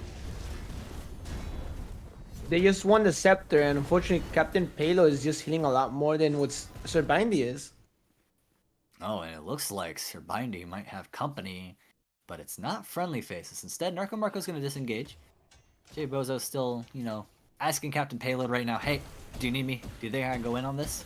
And Captain Payload's gonna like, oh, I don't think so. Well, wait, no, he's engaging. Come on, let's get it going. And Sir Bindy, he's gonna start dropping his abilities on the Captain Payload. He's gonna run away as soon as he catches wind of the Sobek in the jungle. I'm surprised the action that we've seen over here in duo side. It's been much more active, sorry, in solo side than we've seen in mid and duo. So interesting, but interesting is Can't Touch here poked out, but Dragon Lord Cat is just getting pelted by these Agni bombs. He's almost a quarter now HP. Yeah. Venom doing absolute work there. Can't Touch. He may be at about half health, but that doesn't really matter at the end of the day because while your HP is a very crucial resource as a support, right now you're just there to stop them from engaging on Venom, and you can do that at a quarter HP or half HP, but can you stop Captain Payload from engaging on the entirety of the team? No, you can't. He's gonna do so, lose most of his life for it, and have to back away, but a very good rocket there will drop Aristic and Sir Bindy very low. Venom at full HP, but Thor looking for a hammer from above. Aristic might get dropped on, and indeed he is. Can he get the kill though? Narco Marco has to back away. Can't manage to get anything, and T1 is held for now, and crew do not forfeit a kill. That was great play there for the crew, guaranteeing the objective, taking relics, almost all the relics and ultimates off from the Falling Angels. The one thing was Ristic just dropping the bomb on his feet, thinking maybe he had a pot or something, and just threw the bomb away after that hard work. I did not realize they'll go 5-1. He's looking to make it 6-1, chasing down Marco, but Marco dodges perfectly, and Aristic now has to back away. He's taking a lot of damage from Dragon Lord Cat, but Venom, he's actually going to engage, deal a lot of damage to Narco. Killjoy going to get aggressive on this, trying to drop Cat, and Cat isn't going to be able to skate away this time. And Venom actually looks like he might be able to get Narco, but Narco, once again, just by the skin of his teeth, managed to get away. But Aristic, similar story for him. 2v2 now, as Jay Bozo and Zapsy engage on this fight. Venom has been doing a lot of work, but he's at very low HP. One last mortar shell comes out. Zapsy will secure the kill, but here comes Can't Touch, trying to make this happen. Killjoy taking a lot of damage. He's gonna have to back his Thor now into the sky, down on Can't Touch. Can't Touch does not have the HP or the procs yet to really deal with both of these players on him. Geb Shield comes out, but no support in sight. He's very quickly going to lose his life, but it does mean that Dr. Killjoy will manage to get away. And not only they get away, the Falling Angels get away with murder here and just go for the Primal Fury. That is so great there for the Falling Angels to try to catch up back in the XP department here. Marco needed those picks and assists. Vulcan, Dragon Lord Cat he's 0-3 at the moment, which is just so unfortunate. Because he just been the target of all this aggression here. But speaking of aggression, Captain Payload is seeing that versus the Audio here. Is he getting away? We'll see. Yeah, Audio once can again. chase down. The dash is through. Captain Payload, are you in danger or are you out? Uh-oh, Ristic is here. And Binding gets the easy solo with Vulcan ult for free there. Aristic is now going to engage on Dragon Lord Cat. This is both players rotating for that fight, and Sobek shortly behind Jay Bozo. No fight though. They don't decide to re-engage. Aristic happy with his assist for just witnessing a murder. To be fair, I take some XP and gold for literally just showing up and grabbing a bucket of popcorn. So I'm not too worried about that, and I don't think that Sir Bindy is either. Very happy with that kill secure. And oh, Dr. Killjoy. You're taking a lot of damage here. Zapsy managed to hit you very well. Can't Touch though, will engage with an ult, and this is going to be just a lot of CC. A CC chain into Zapsy, getting instantly obliterated. Not much he could do without beads there, and just double checking, he had it down. Another 20 seconds. Maybe you would have survived, but alas, not meant to be. That was just perfect play from Can't Touch for. He completely uses ultimate and knockup to make sure that the DR portion of it just guarantee that Zapsy was dead. Perfect Dr. Killjoy damage, perfect CC chain. You can't have a better duo lane than these two are having right now. And you can't have a much better jungle than Aristic's been having. Aristic's doing great. And the fact that he has CC to be important in these team fights, and he's not just a, hey, I'm a lot of damage, can I get a pick? And then if he can't get a pick, it's over. The fact that he has CC and he has, team fight utility has really been helping the crew, as they've been just, they've been much more willing to engage in these fights and to be aggressive. And it's paid out dividends for them, especially with Aristic early being able to do all of this, right? I mean, we talked about how fast he was with the jump and the winged shard. He just has been able to stick to these kills and really done work. And I think it's a complete turnaround from what his game one was. That he had a horrible early game and he was always on the catch up. Now he's the character with the most value in the match at the moment. And he's just running it down, supporting his team. Well, goes to show what a change of character and different team comp going up against. I would say the Guild has been a fair old matchup so far, but a lot can change, especially heading to late games. We saw last game where the crew were behind for the entirety of the game, I felt. And then out of nowhere, they start to trade these team fights, and then they ended up winning a big one. So, see if the Fallen Angels can kind of flip the script and do the same here, as they've been not doing poorly, mind you. In fact, there's been a lot of times where they've been playing really well, especially as a team, and just showing individual mechanical skill. It just hasn't been able to translate to I want to say the scoreboard, but it hasn't translated into big victories yet. I think the crew knows what they need to do here. They have been winning the objective fights. They've taken the goal. They've taken Goldfree, taken Pyromancer, and they know they can force any fight, and they're gonna win just with the power spike that both Geb and Gilgamesh have at the moment. So I think it's a matter of time when Killjoy comes back to the team with his leader's cow, and see how that translates into a team fight scenario. Looks like Dr. Killjoy and Zapsy are gonna face off in the carry lane. Sorry, the duo lane. No, Killjoy's gonna disengage. He's gonna walk right over that ward, giving away his position. He's just gonna head for the hills. I don't know Looks like what the plan is here, but there's going to be a 4v4 in the meantime over Pyro. Fallen Angels will secure it, but Can't Touch This is deep into the fight, and he's going to drop ult. No follow-up, though.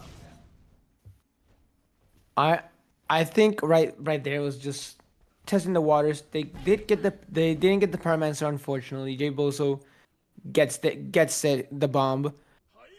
I think it's just a sneak preview of what the late game team fight is gonna start looking like. However, Snatty trying to be aggressive here, but aren't they in trouble actually? No, Sir Bindy, as already, I was just gonna run away, gonna bring all 3 members of the Fallen Angel squad that he was facing to this team fight. Everyone, welcome to the party. Can't Touch. Already at half health, so this is not a party he's gonna be drinking too heavily. Fury is gonna be engaged on now by the Fallen Angels. Can't Touch though. You know how scary that Geb can be, and he's gonna get right into the thick of it, but no ult for him, so he's not gonna have the utility he wants. Instead, he's gonna get dived on by Narco Marco and dropped. Kill gets traded elsewhere, but Narco Marco now deep, and he can't get out without dying himself. So, Aristic now, he's gonna get a kill. He's gonna secure the Vulcan. Dragon Lord Cat no longer with us, and it's gonna be all up to Zapsy to stop the bleeding. But how does that look? Because, I mean, you've lost all of your team, and you might lose Fire Giant here. As we see a rotate from everyone, and indeed, that's gonna be a Fire Giant that I don't think Zapsy's gonna show up to. I think he will, just in the corner of his eye, to try to use his ultimate. He has the only wave in mid, so he can just easily come in with Desert's Fury and guarantee this, because the crew does not have guaranteed confirm here. Oh, Oristic no, is not like so this. low here and dies to the Fire Giant. Venom does get Zapsy, but it's gonna be dangerous here with Jay Boso, but the crew secure the Fire Giant. Venom with that downtown fireball, and makes it rain. Fire Giant, they're going to be big pimping now. That's going to be a big power spike, and it's going to help them in these fights. So, already doing really well in these fights, and then you have Fire Giant buff on top of that. And now you're looking at what objectives are up. Well, there's only really one objective up nowadays, isn't there? It's going to be your towers, and you're going to have to start fighting for those sooner rather than later. Stygian Beacon will take down the last remaining T1 for crew. And it's going to be an even 3-3, or, in terms of structures. Fallen Angels, they're just regrouping, letting themselves all catch their breath, and the crew doing similar. I want to highlight here what Audio bought as a last item at the moment. Amulet of this, I think the Silent Amulet of Stronghold. That is, Amulet of Silence. That is something I have not seen in a while, but as a character like Audio, I think it's actually pretty interesting how it would work with the abilities that these characters offer. Because just that 2 second the 2 second silence, 1.5 second silence could be a deal breaker that causes a character not to be able to Aegis, or even just their escape ability. So I'm interested to see how this item actually shapes up into a team fight. I didn't even think about Aegis, you're right. I was more thinking the escape. I mean, you have that cripple on RDO, sticks directly to you. They cast every ability other than their, escape to try and, peel you off, and then they turn around to escape, and now you're silenced, so you can't escape again. And so that's like something 4 seconds straight of not being able to run away. And that takes people off guard, because they think that either ability is still on cooldown, they're all of a sudden they got crippled by something else, or it could just be for some characters that, depending on like where they're aiming their dashes, by muscle memory, they can just put themselves in a horrible position. Aristic now looking, he's about to jump over this wall and get busy, but no, actually, it's gonna be a wins of Shamas. Jay Bozo taking a lot of damage, and Aristic is going to actually stick to Dragon Lord Cat. Not long for this world. Punched into the wall, but no! Doesn't secure the kill because of Aegis. Unfortunate, but the fight's still going strong as the crew engage on Narco Marco, kill him, and the Surtur has to get away. Captain Payload, he's gonna head for the hills, and whoa, Zapsy, what are you doing here, bud? He's gonna take Phoenix here, and oh no, Sir Bindy gonna get in the face. Phoenix will get dropped, but can they at least get this consolation prize of dropping Zapsy? Might not look like it. Sir Bindy getting shredded Lots of abilities getting cast here. Zapsy with the beads. Serbindi has to run away, but there's still a fight in mid lane. Dr. Killjoy dropping Captain Payload. Here we And I go. think this could be More dangerous. Border Yes, Strider. Honor got the objective, but if the team falls here, this could be possibly game. Where Shaman's being And used, Sobek being plugged in, but that just helped Aristocrat to get even closer to the team fight. down goes T2. There's nowhere safe for you, Jay Bozo. Swim away, but swim as fast as you can. You can't get away. Venom will burn out the Crocodile.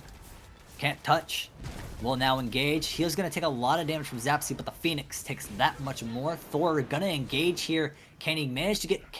can't touch? No. Too far away, and that's going to be a solid win for the crew. They trade that Phoenix back, and it was a good gambit from Zapsy, but unfortunately his team could not hold while he was away. At the end of the day, it's a good trade. The enemy team had EFG. That is your win con now. So once you wipe the enemy, you can take that long lane and just end the game.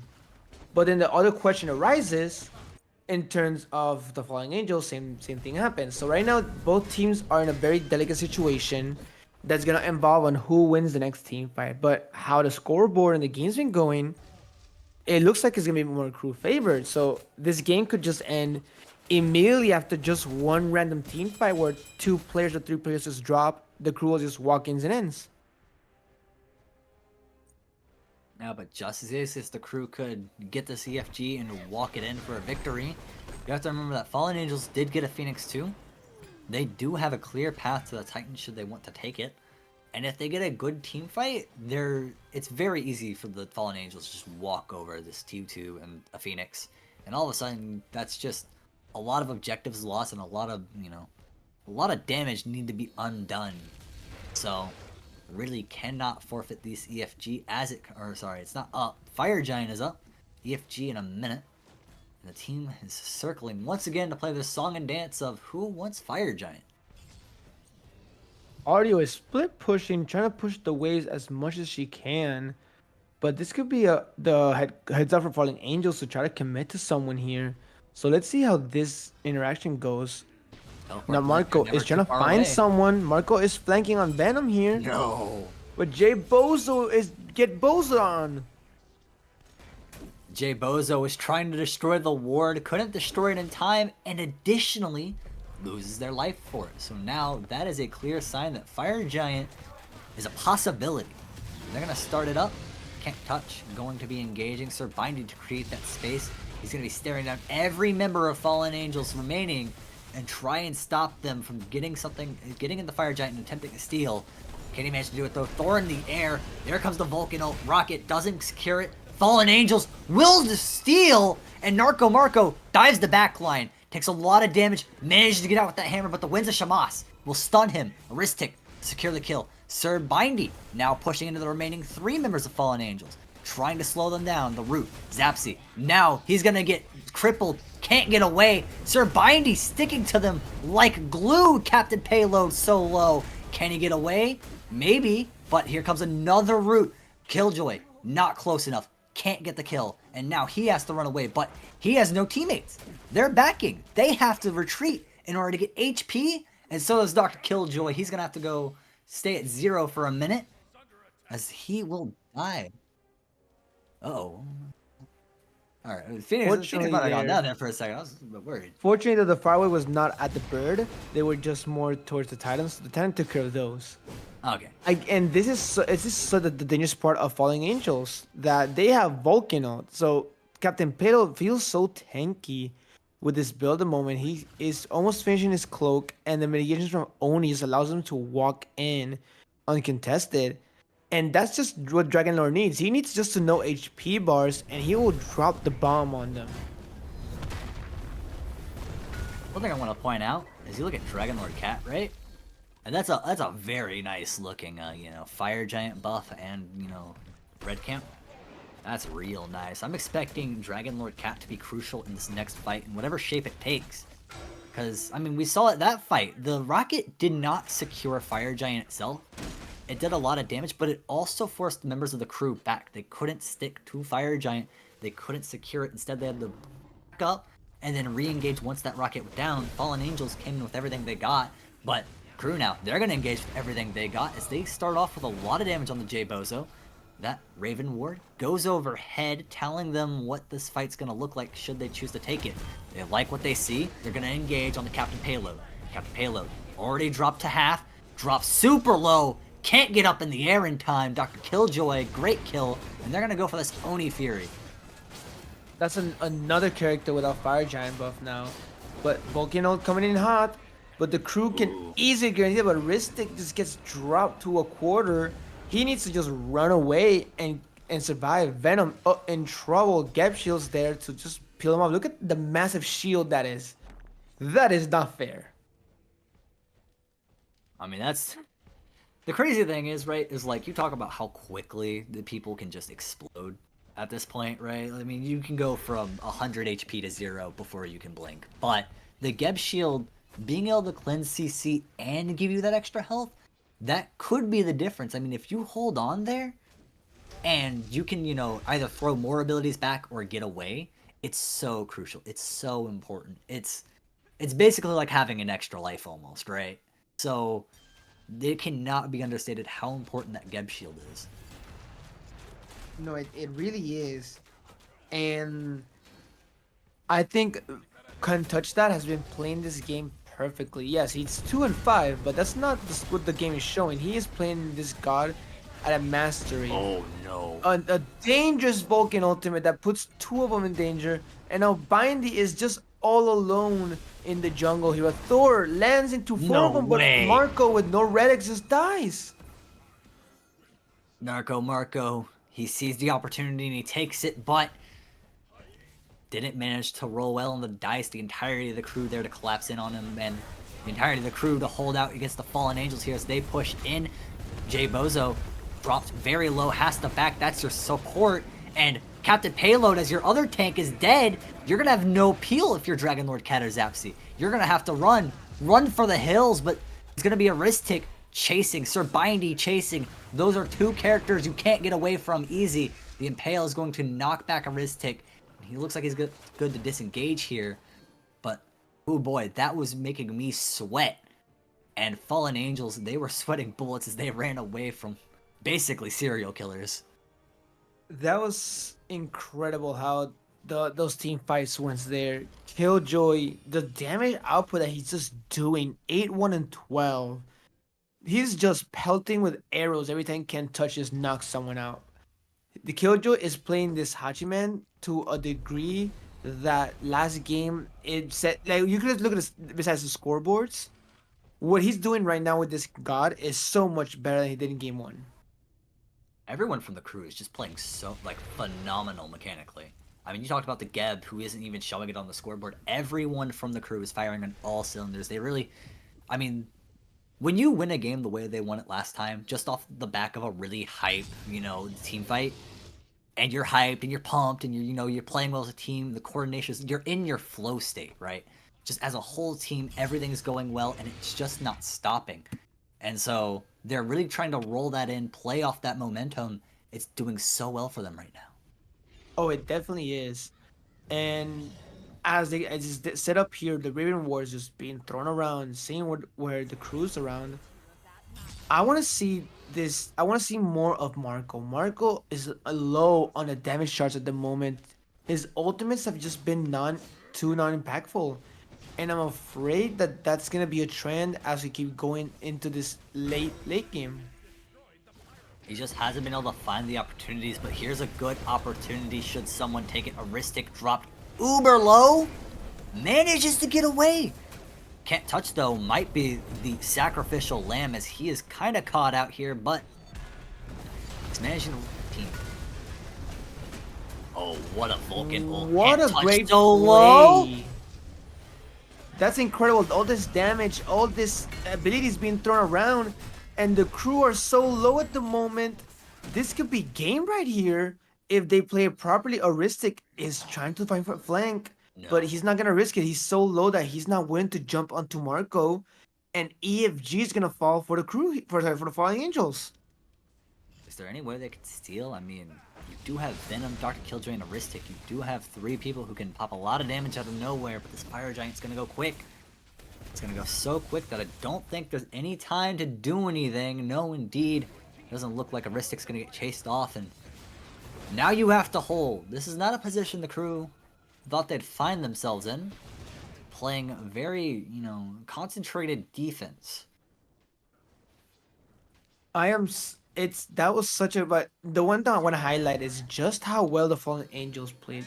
That little interaction there, that when Aristic had to leave and they just turned the game around on them, it looked a completely different Angels fighting at the moment. It was great coordination, great CC ability, and target decision making. Can't touch used every single ability to keep alive. He used his own shot himself. He used Geb ultimate to stun anything. He just wanted the Pridwin shield, and he almost got away, but his damage is too crazy.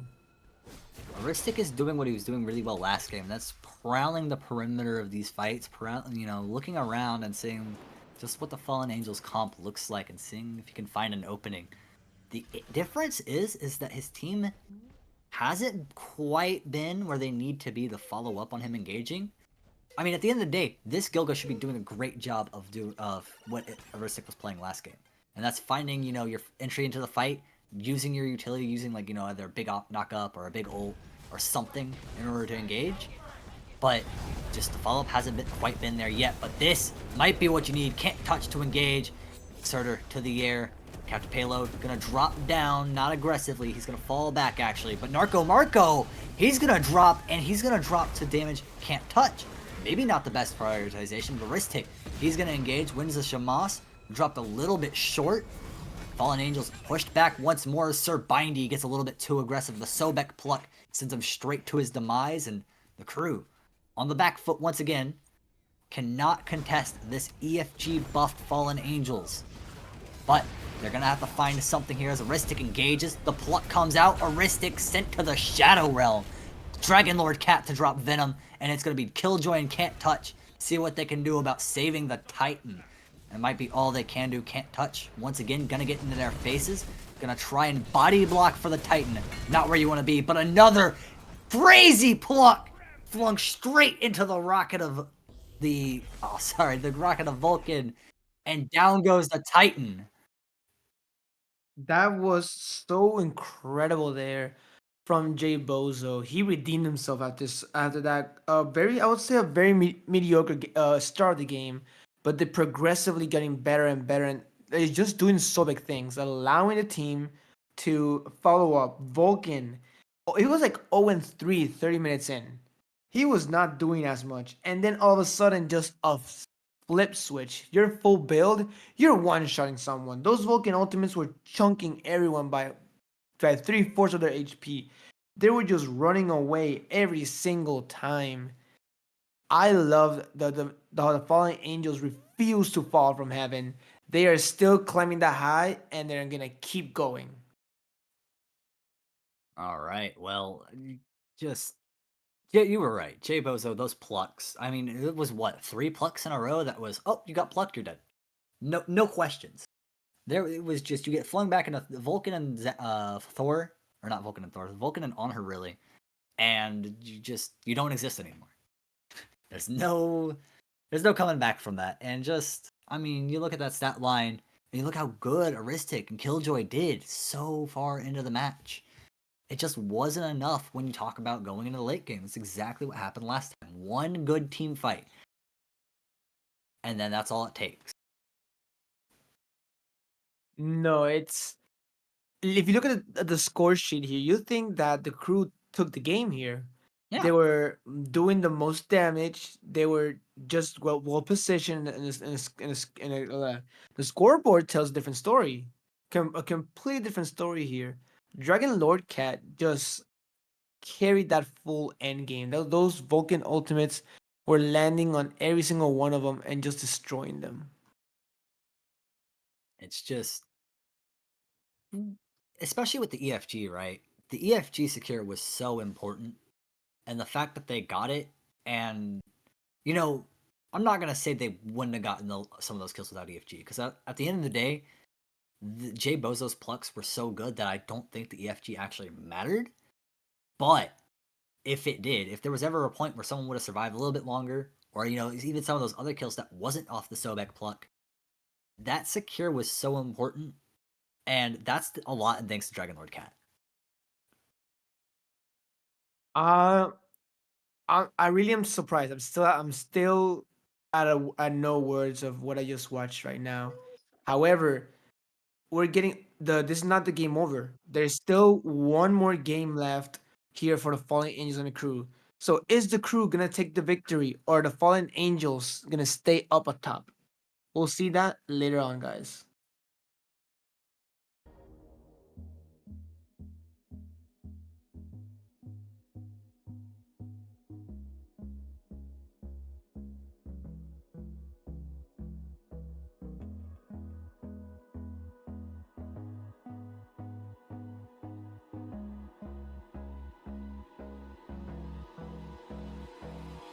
Hold me close till I get up.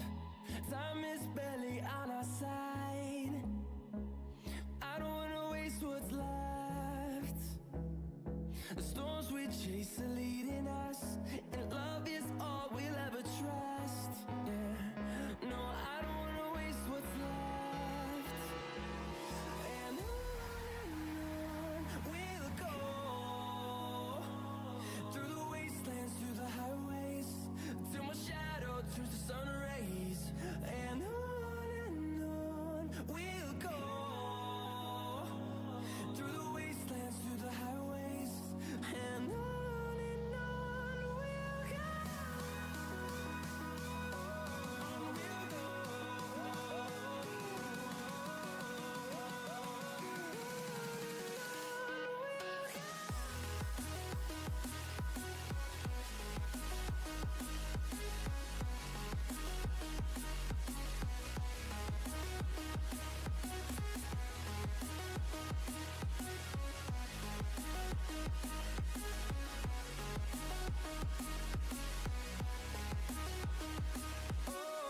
we'll go.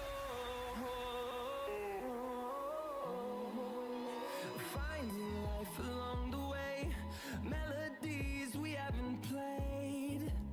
No, I don't want no rest. Echoing around these walls, fighting to create a song. I don't wanna miss a beat. And on we'll go, through the wastelands, through the highways, till my shadow turns to sun rays. And on we'll go, through the wastelands, through the highways, and on we'll go.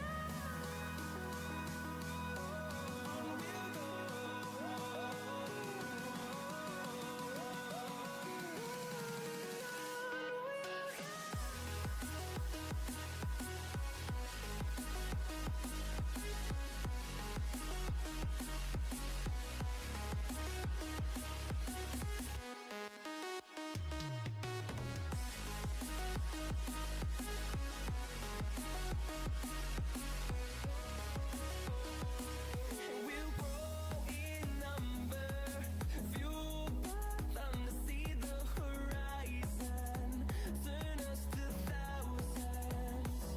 And we'll grow in number, fueled by them to see the horizon, turn us to thousands. And on we'll go, through the wastelands, through the highways, till my shadow turns to sun rays. And on we'll go, through the wastelands, through the highways, and on we'll go.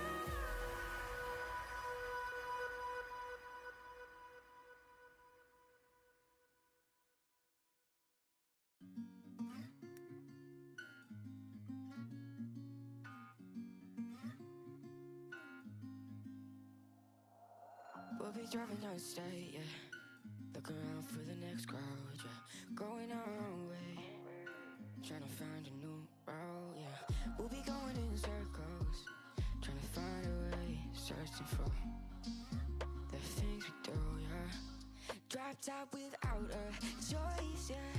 Hair blown round to the window, singing stupid noise. Or will you? I just wanna get to know ya. I wanna go far to the coast, yeah. I wanna drive fast to the ocean. I wanna know all of you. Growing old like a ghost, yeah. I wanna have kids of my own, yeah. Live a life till it's over. But until we do, it's sleeping soon.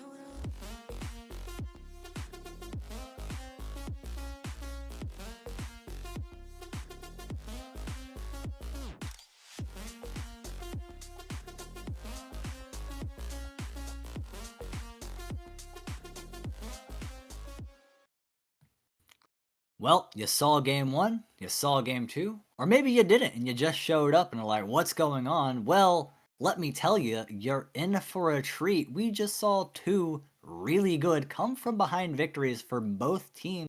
I'm the Terry, I'm joined by Brockazoid, and just to continue on, just seeing on the storyline, this is actually a very important game. When you look at the standings, and you look at where these two teams are positioned, you see that not only do we have a team that's, high up, second place, with 7 points, we have a team in fifth with 5 points. And so that's only a 2 point difference between two very different positions. So this could shake up the entire middle of the standings and even the top of the standings. So the fact that both these teams have secured a point already speaks volume. But who secures that second point could be that much more important, because if the Fallen Angels secure this, that does push them, closer to the middle of the pack, and it brings Crew down. If Crew secure this, they're still fighting for top spot. This is again game 3. All bets are off. Every player is gonna try every single strategy to just win. They want to win and they're not gonna give up until they have to. The one thing that I wanna, it's just a quick turnaround. So game 1, the Crew was the dominant team, and game 2, the Crew, that was the Crew as well. They just dominated the whole time, but then the Fallen Angels just turned around on their heads. And I think it was not just around how they played, it's about as well as the team comp. So with Thor being banned out, this Thor, as not impactful as it was, he was super safe. Stuns everywhere. He was like a second support at this point for the Vulcan. Well, last game's behind us. Ahead of us, we have another set of bans, and this time Thor gone instantly from the Crew. I cannot imagine why. That being said, that wasn't the impact player that I noticed last game, but Thor being such a strong ban and knowing that Fallen Angels is not afraid to pick it, I could see why it was taken off. Maybe not why it was taken off so early, but I could see why it was taken off. No, I think the Vulcan, as good as it was, I don't think that's a ban worthy pick. I think, well, that got corrected. The Crew does not want this Vulcan in their match again, so it is gone, gone, gone. Yeah, but that also leaves on the board Thoth, right? Someone that was a first ban, insta-ban, Crew did nothing, wanted nothing to do with Thoth. Are we gonna see Thoth picked here? I'm interested to see if, or the Cuckoo still open at the That's moment. true. Fallen Angels didn't ban that themselves. That's two very powerful mages that could still go, but Fallen Angels still have one ban left, so I expect one to get banned, and then one of them to get picked. There goes the coup, just like I was saying. So now Thoth is open, but the Crew's been insta banning the Thoth here. So I think they're not gonna change the game plan. They're gonna stick with this Hachi. Killjoy has been a menace with this pick. Yeah, but you have to remember, on the other side of the coin, we haven't seen any carry bans. So that Amazon Cobb might come out here. We might see another double ADC run back from Fallen Angels. It's not that it didn't work the first time. They maybe lost the match, but the double ADC, especially with how well they were playing last game, they're playing, at least contesting the Crew for their objectives. If they go for more objective play, the double ADC could come back out and it could do wonders. I think they're in a good spot to set it up if the Fallen Angels want to. Nike is open though, so the crew can run back this Nike that was a menace against the WDC comp. However, I don't think that's gonna be the game plan at all. I think the Falling Angels are gonna take their time here and pick one of these high-powered mid laners that is still available. So looks like they won this. They won the on her run back. I wouldn't have picked it so early, and maybe I would have picked the third round. But there it is, the Sobek, the key player in that late game. They just that Bozo took this god and showed him who's boss. Yeah, but that does leave that powerful Thoth up for the crew should they want it. I'm kind of worried. Sobek, I'm almost surprised Sobek didn't get banned. Because the fact that it was 3 plucks that made it all happen says to me that, hey, Sobek is definitely a character that we cannot allow the Fallen Angels to have, and instead the crew seemed perfectly fine letting it come back. It was probably a very tough choice, but I think the target ban should have been the Sobek over I the will Vulcan. leave standing no barrier to our success. But now into the fray, Ganesha, god that we have not Okay. seen at all this game. It won't matter. Very solid support, and there's that Thoth allowed to slit that last pick of the first round. I like that though. Really want to prioritize that Ganesha. We haven't seen it banned, haven't seen it picked.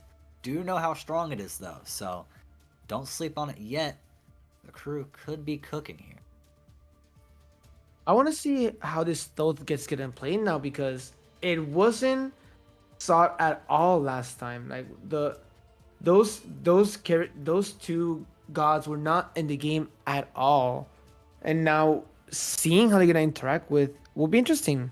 Susano Daji, both bans, but now is a conversation again that we had via game one. Oh, The jungle puddle.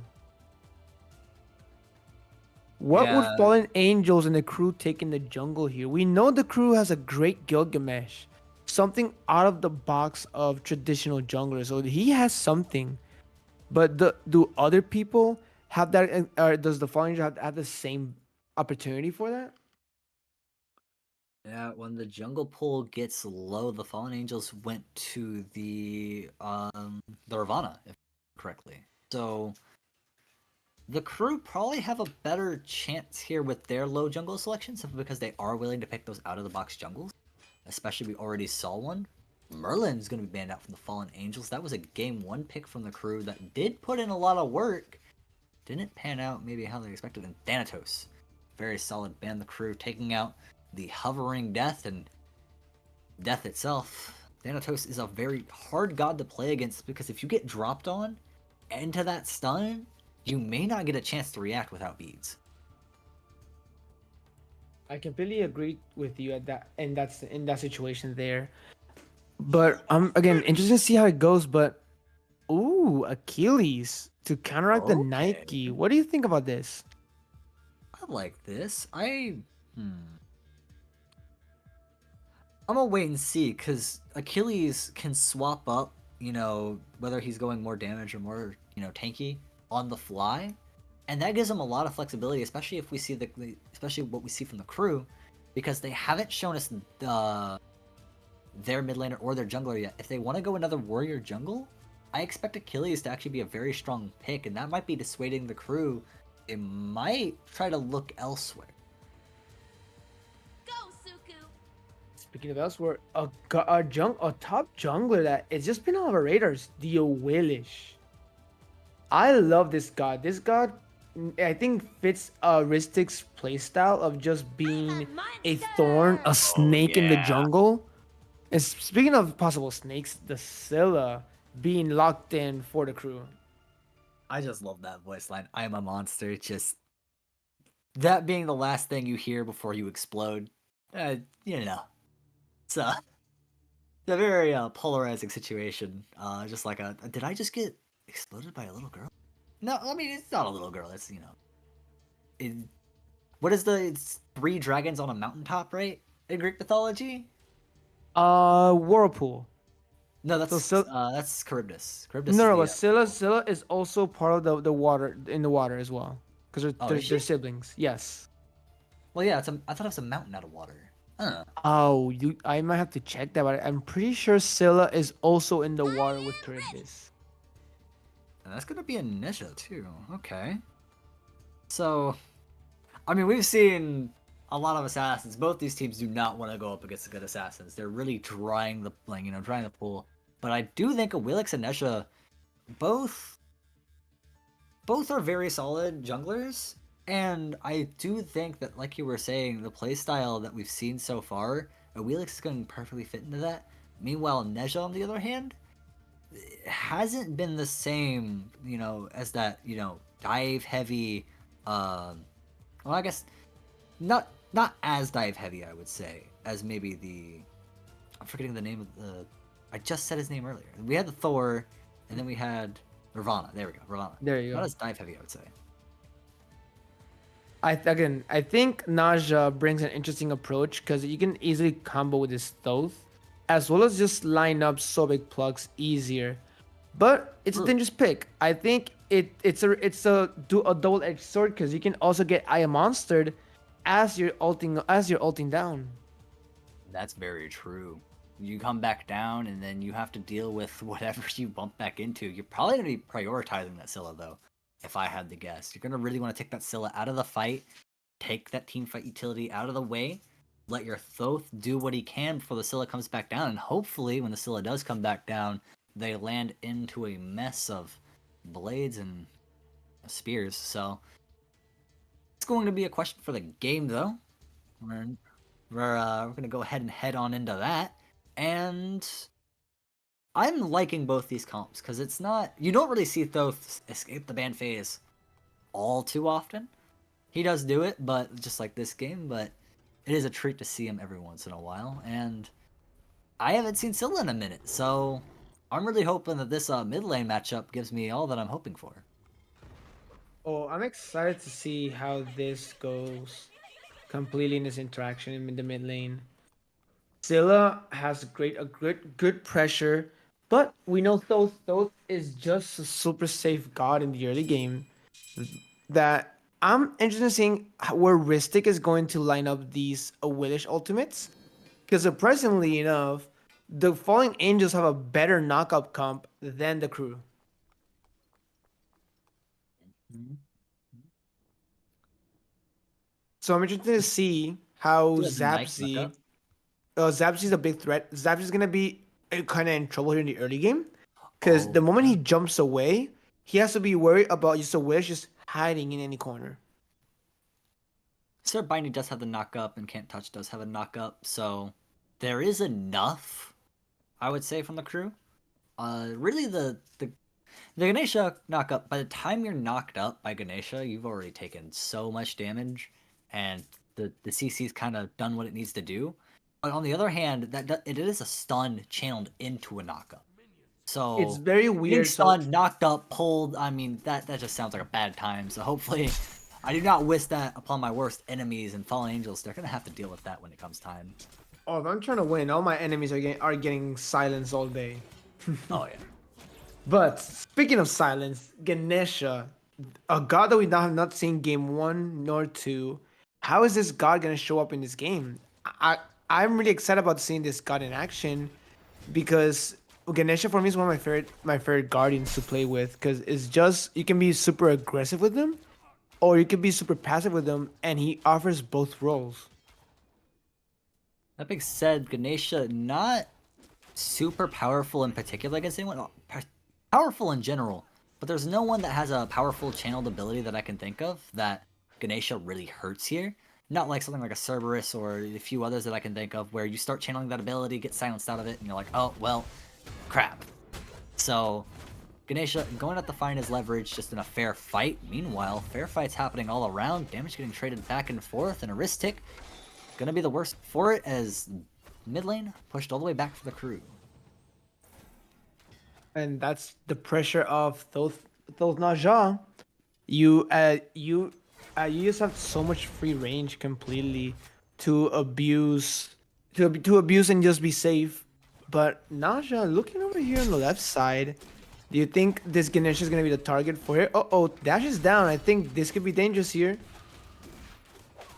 Marco rotates in, gets the rope onto Can't Touch, the sash to stun and pull, and Zapsy will confirm the kill. Dr. Killjoy needs to get away, but can he? No, great pluck by Jay Bozo to secure the kill, but I don't think Killjoy was going anywhere anytime soon. So that's a double kill in the duo lane.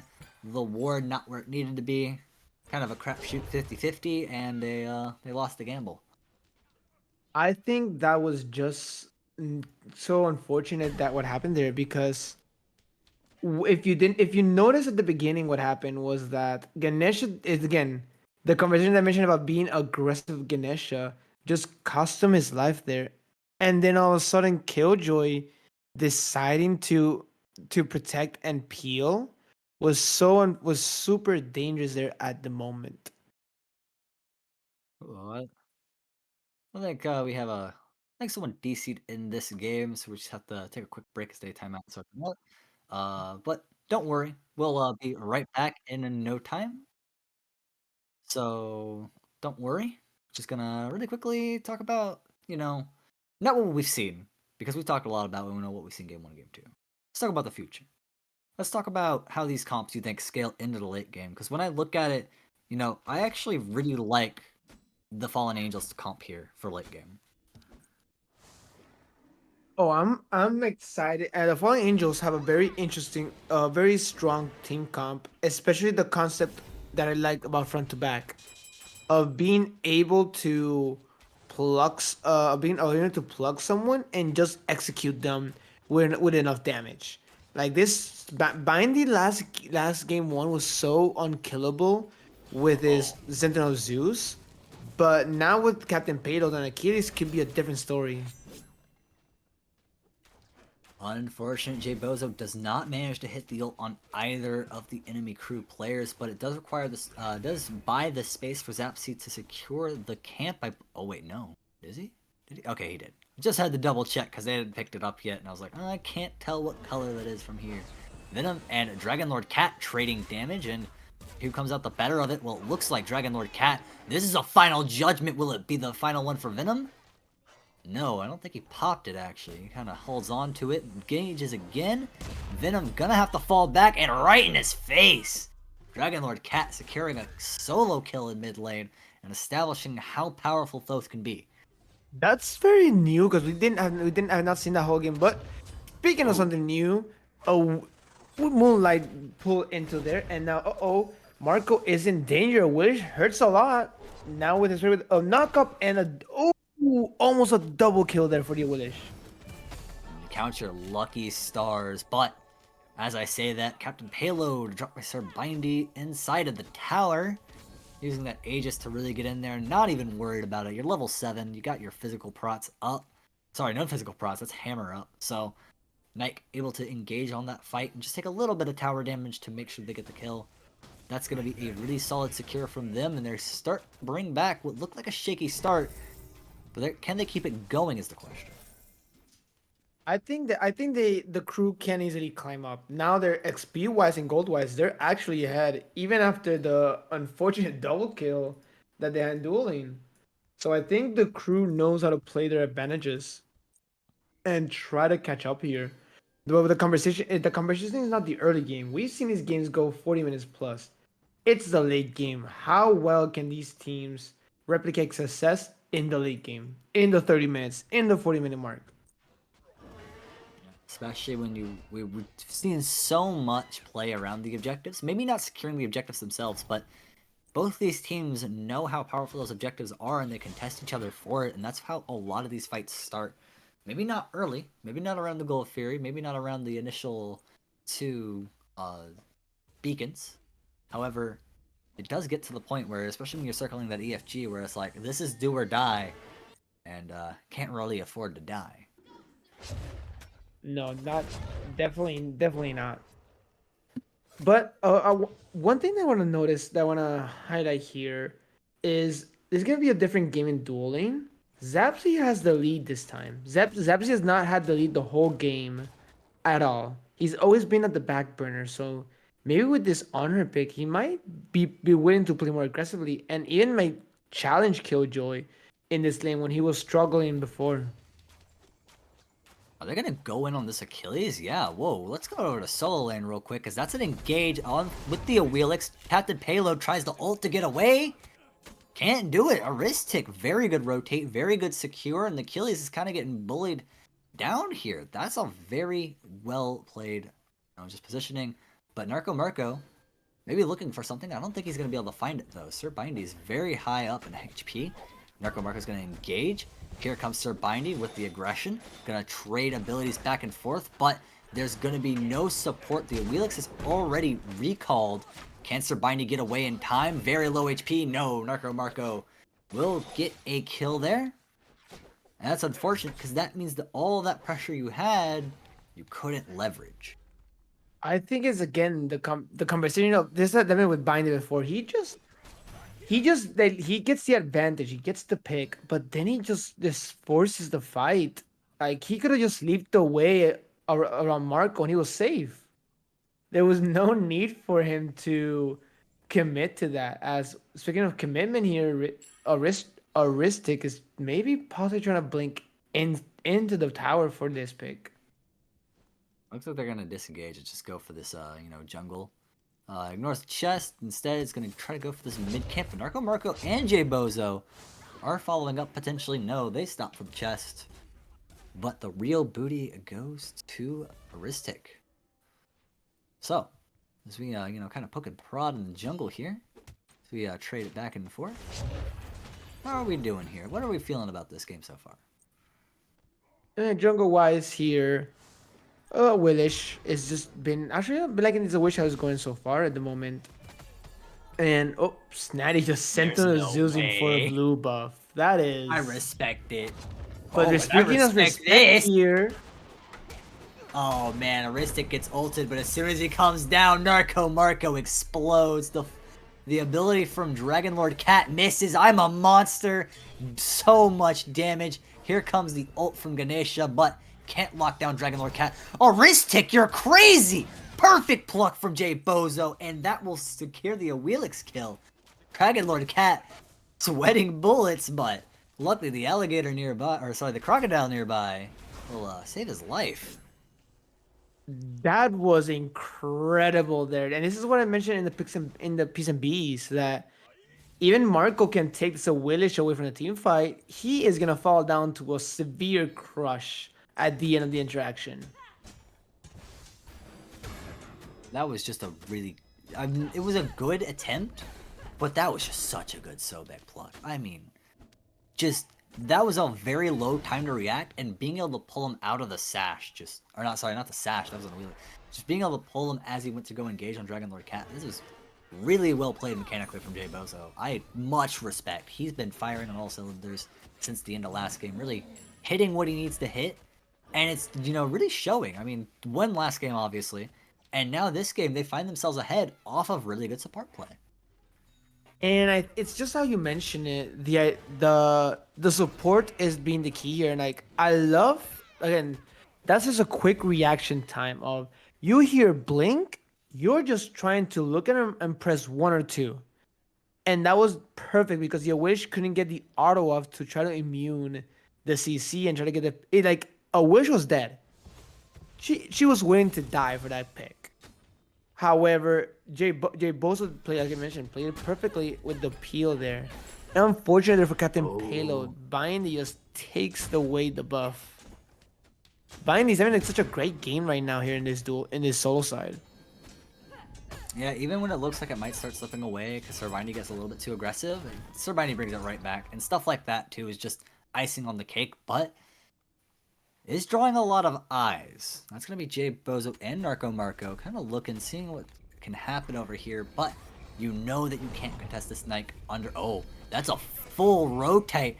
Everyone is going to engage around Gold Fury except for, Sir Bindy, but it might not matter. Venom gets the first kill on the Narco Marco. Aristic running for his life. Can he manage to get away? No, Captain Payload with the execute, but that's a lot of damage getting traded out. And now it's going to be the Sir Bindy getting engaged in this fight. He's managed to rotate over. J Bozo taking a lot of damage. Sobek might be able to get out here, but no. Dropped very low. Ticked down. Sir Bindy killed. No. Captain Payload will manage to get away. Dragon Lord Cat secures a kill, and a very bloody fight that's going to allow the crew to secure Gold Fury. I love that interaction, that team fight. A 2 for 2. Oh, it was a 2 for 3 at the end. Marco did spawn right back in, but it was just perfectly played there. Aristic is playing the role that he wants to.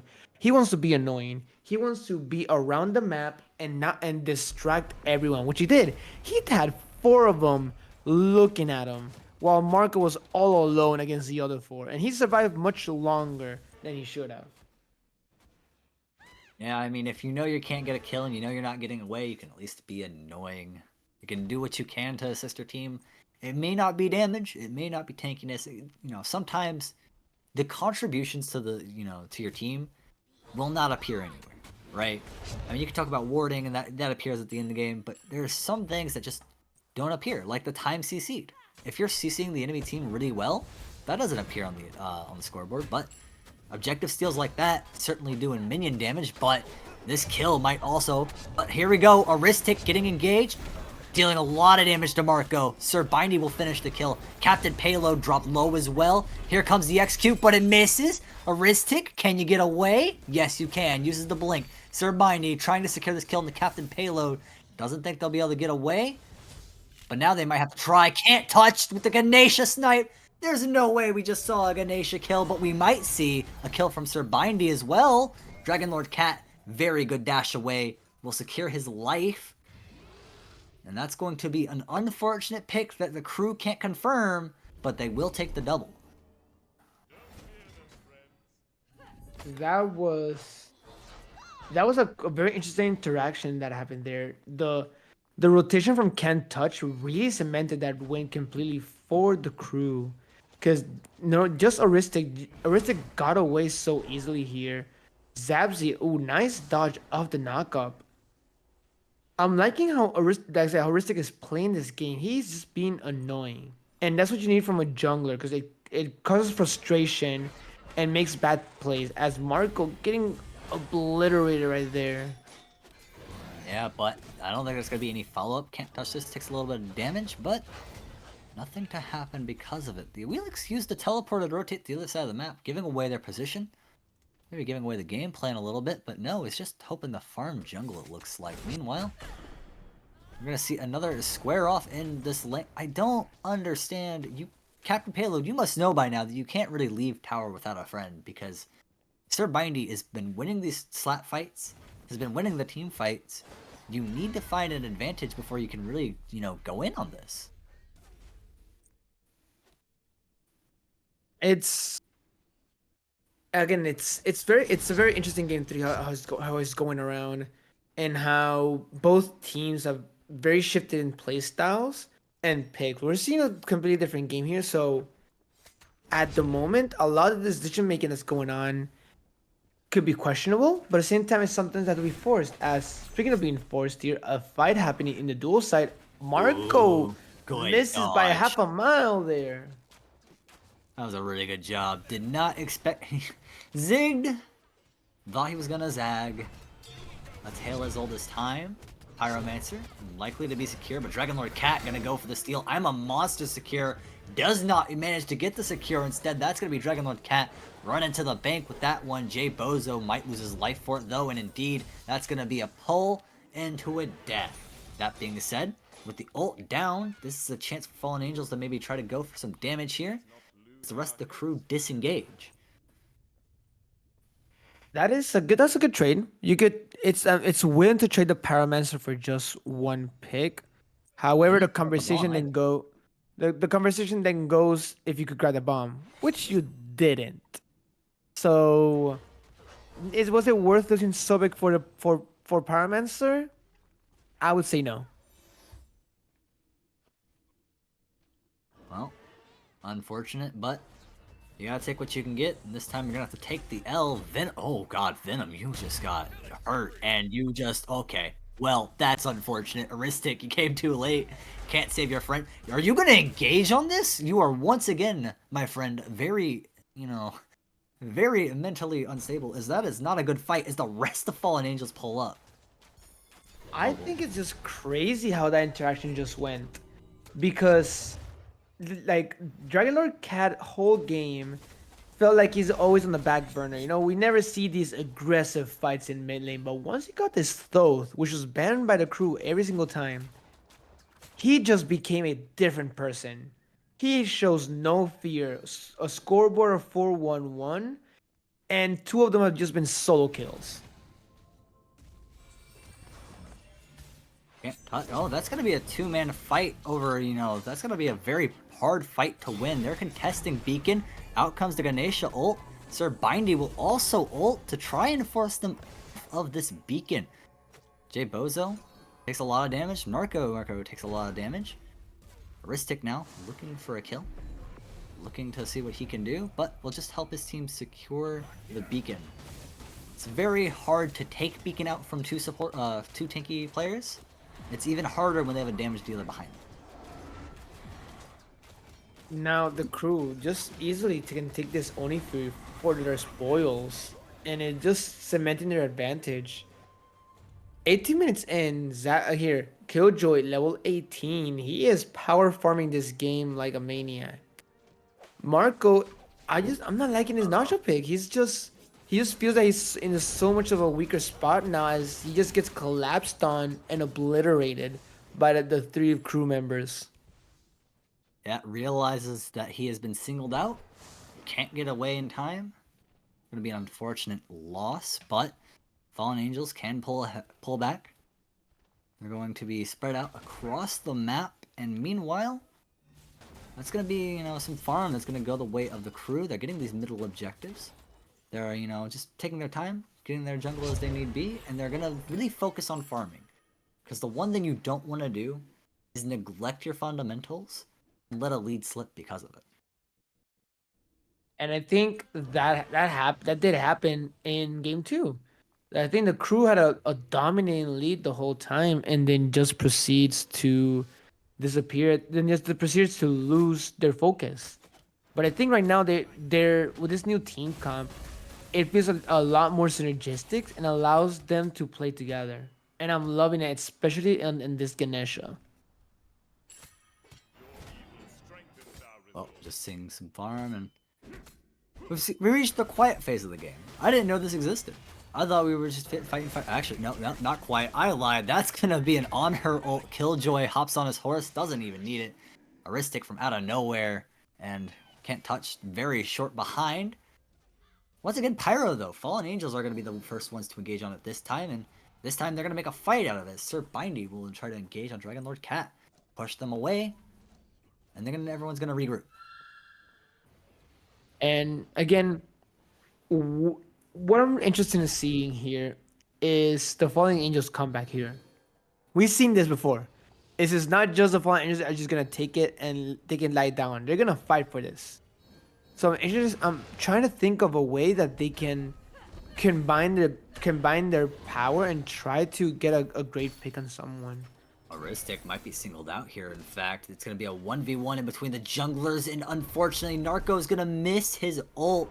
Aristic looking for the knockup. Doesn't even need the ult to secure that kill, but will go for it anyway. Down goes Marco once again, and Jay Bozo now taking the brunt of damage. Is going to be allowed to run away, though, for the meantime. Sir Bindy now going to engage on both of the tanks. Meanwhile, Dragon Lord Cat finds himself singled out.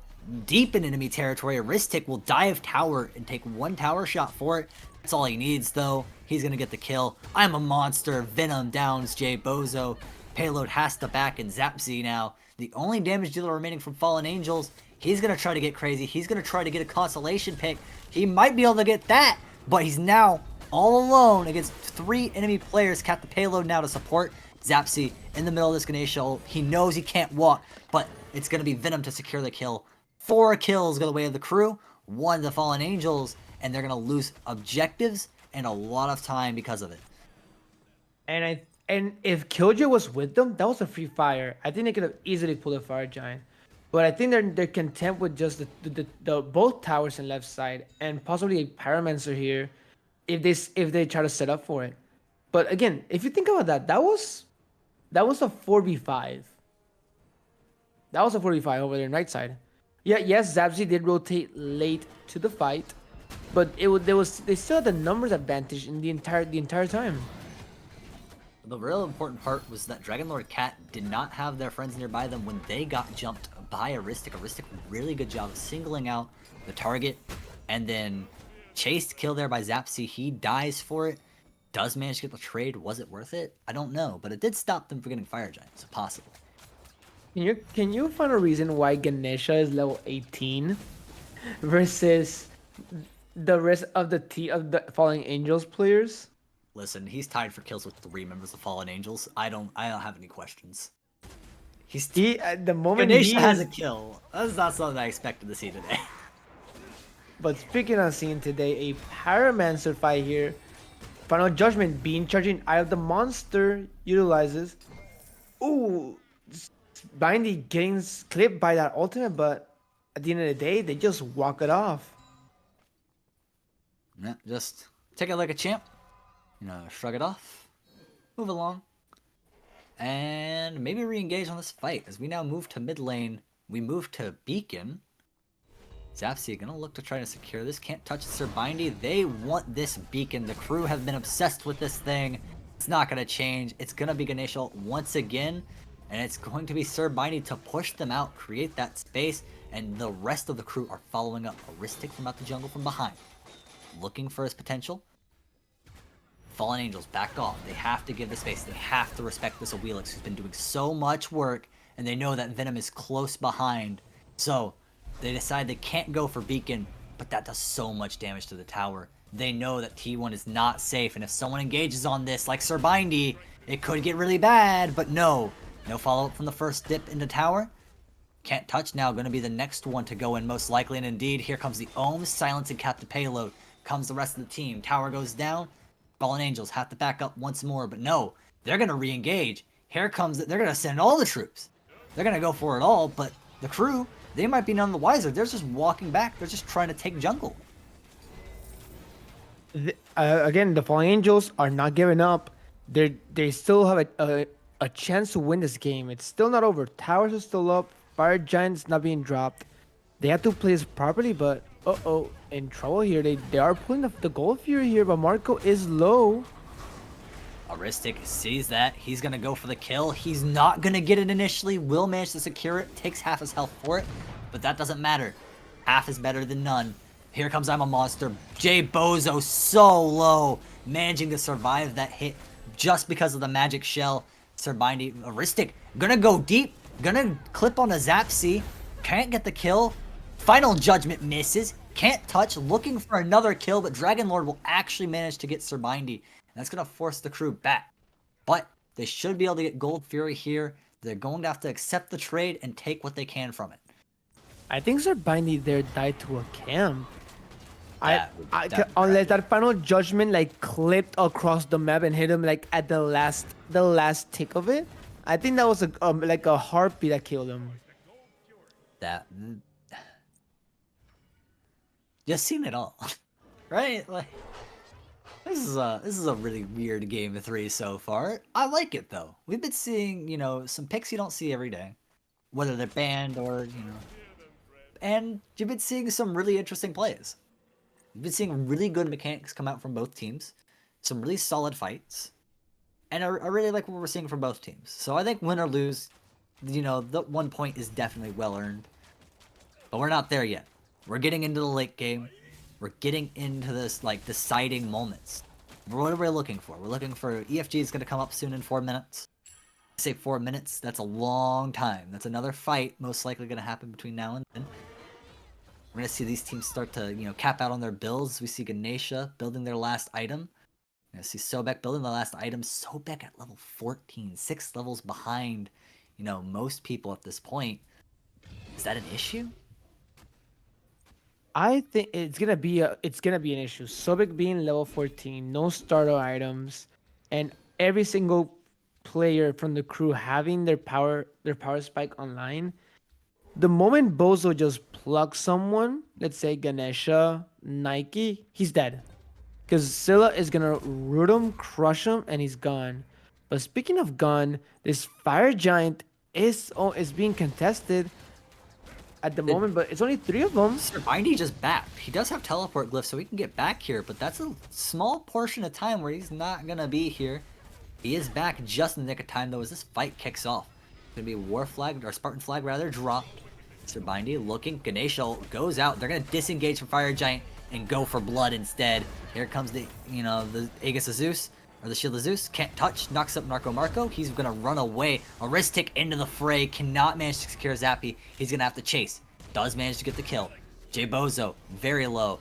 Here comes the final judgment, misses. Aristic with another kill. Venom, Emma Monster goes out, and everyone's cleaned up except for Narco Marco, who skates away. But can Narco Marco stop them from getting Fire Giant?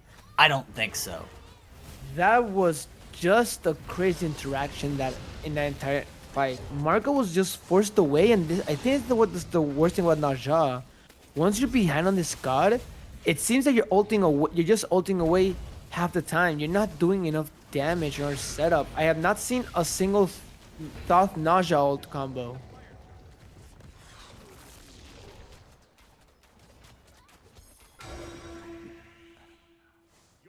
As we see here, like looking at the Naja build, he has Rage, third item. At that point, it's such a weird interaction because you're guaranteed crits in your ultimate. Get the Deathbringer. Get those enhanced damage. But I think right now Marco's just playing a different playstyle on this god and is not helping his team at the moment. I think crucially just now, just thinking about it, we have Fire Giant, but it's not EFG. I thought that might have been like, last fight territory. And then you look over and it's not EFG quite yet. So they actually didn't manage to secure any objectives off that other than the Fire Giant, at least initially. That doesn't matter, as you still have that powerful buff. And you did have the time, you do have all the XP, the gold, especially from the team fight that was, fell before it.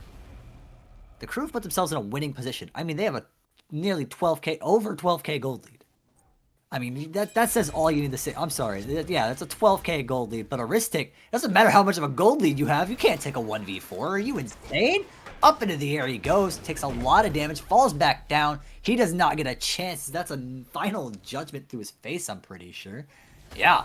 Wow, they really wanted that kill. But in the meantime, Phoenix is gonna fall. Sir Bindy to engage. Here comes Captain Palo from behind, though. He has something to say about it. Sir Bindy gets in there, but he's in execute range. No amount of shield's gonna help that. Can't touch now. He might be a sacrificial lamb. Can't get away. Slowed by the Sobek ult and everything else that comes around it. The crew forfeits 2 picks and now forced to retreat. Fallen Angels on the hunt. Sir Bindy, you can't back there. Keep going. Keep running. You may have that dash, but J Bozo shortly behind. He's not going to let you get away for free. He's not going to let you get away at all. Dragon Lord Cat to finish the kill. But it was a team effort as 4 members of Fallen Angels still stand. And they're going to try to keep walking this down. I have no words for that interaction there. And this did finally, as exclaiming Marco, we just needed you to ult someone and then Thoth to combine, and it was perfect. Aristic just had nothing, and he was just dead, and that just changed the tide of the whole fight because now there was no one to dive the backline, so Zapsy and Dragon Lord just were pelting the backline with damage, so they just couldn't even take the bird.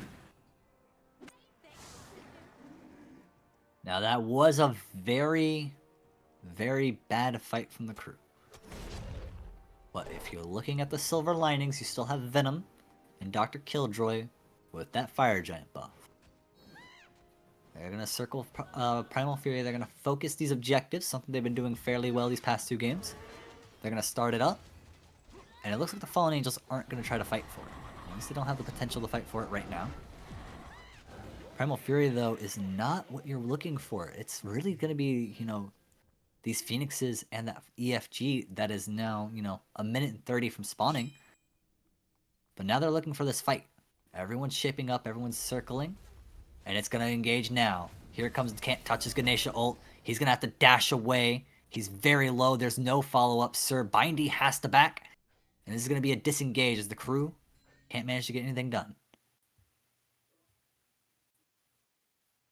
Game Ah, pause. so you seems to get another game paused here. Tactical timeout. This I'm on the edge of my seat at the moment. It's been such a fun game. Like we saw that at the beginning, the crew was just rolling, but the fallen angels have not given up. They do not want to. They do not want to go down to earth. They want to be up in the skies, up as winners. So we'll see how this shapes up as we're back in the game. 5v5 still. Pyromancer comes up. It looks like they're going to actually pull for this. Aristic is backing. No, never mind. Decides better of it. They're going to let him have Pyro, though, maybe. Final Judgment to secure it. That's a very aggressive use of Final Judgment, especially at this point when your XP is getting capped out for almost everyone, and you're pretty much full build on everyone. Or sorry, no, you're not full build on everyone. That gold differential really kicking in for the Fallen Angels. It's not great, though. Having to use Final Judgment means That's that the you lose one team fight lead. potential. That's the one lead the crew has. Like, even though XP wise they're just the same, it's the gold. Everyone has their last items for the crew and possibly just farming for those power pots, which is what's gonna allow them to just these Scylla Crushers to one-shot someone, these Hachiman autos to obliterate Captain Payload. So if right here I'm the Falling Angels, I still gotta respect the power spike. You're not both level 20. You're both level 20 and they have an item on you. Captain Payload just backed, and a lot of these members of Fallen Angels are spread out as we're looking for this final fight here. In fact, Aristic, he's gonna find Narco Marco. Dr. Killjoy will be the one to secure the kill. Doubles up, and they get the kill. Fallen Angels now are gonna play a man behind, trying to stop this EFG from falling. It looks like Fallen Angels are giving the space, they're just waiting for their opportunity to engage. Question is, will it be given? As the crew, they stand ready. They're just gonna wait for Aristic to come back, and they're gonna try to take this fight as a 5-man. So let's see how this interaction goes in a moment here. 4v5, you're setting up it, and they're not committing. However, now they are.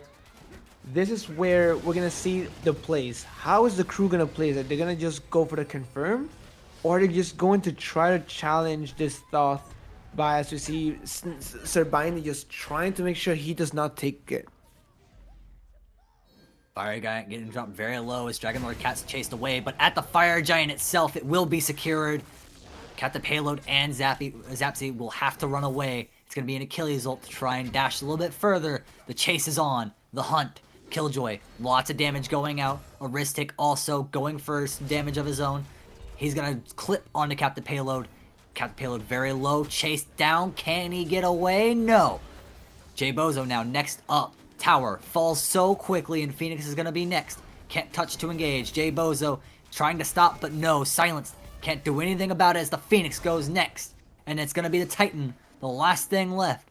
3 members of Fallen Angels. No, they're going to go ahead and go for another Phoenix. They're going to slow down. They're going to play this right. And they're going to secure as many objectives as they can just in case. But Aristic finds his opening on the Zapsy.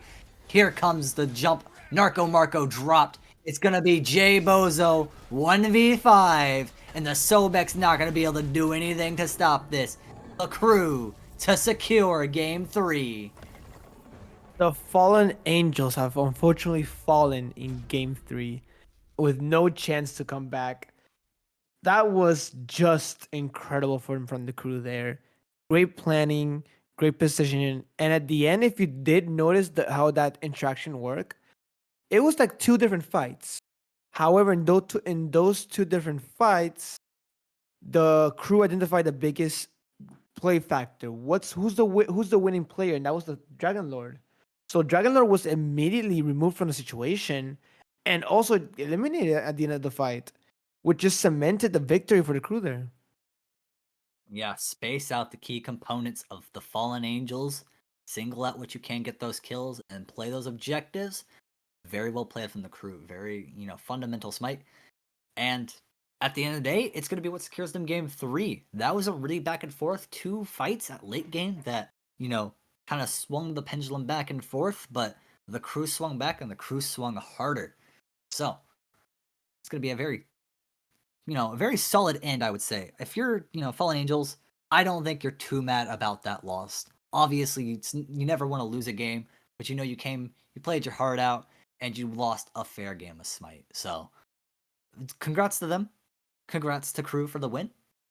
But I think, I think that neither team is walking away with this really losers. They both secure a point, at the very least, against a very competent team. And I think it's both teams should be proud of how well they played this matchup. Both teams put their hearts in the game. Both teams had a great strategy, had a great team comp. Unfortunately, I think for Fallen Angels, I think the biggest struggle is that they just couldn't they couldn't utilize their team comp to the fullest potential.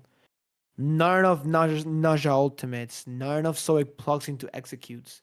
Those are the little things you wanted with this team comp, but unfortunately could not replicate because Aristic just took the game away with his Awilish. Yeah, just really solid plays. You can see the numbers there. No 50k damage, nothing as flashy as that, but still very solid stat lines. It was a really good game. I'm really happy that I could share it with you, Brackazoid. It was a pleasure casting with you. Do you have any final comments before we end it off for the night? I had so much fun tonight, and I hope for next Friday the stream is excited to watch the next QSL set that we have. And if I'm correct, next week we don't have the games just yet, but next week we do have a game on Friday, so please be there at 8 o'clock to watch. Yep, there's still more, so stay tuned at Quackin'. But until then, I've been the Terry. This has been Brockazoid. Things are really shaping up, so stay tuned, and we'll see you later. Have a good one. Yeah, I'm feeling a little crazy. Sat at home being lazy.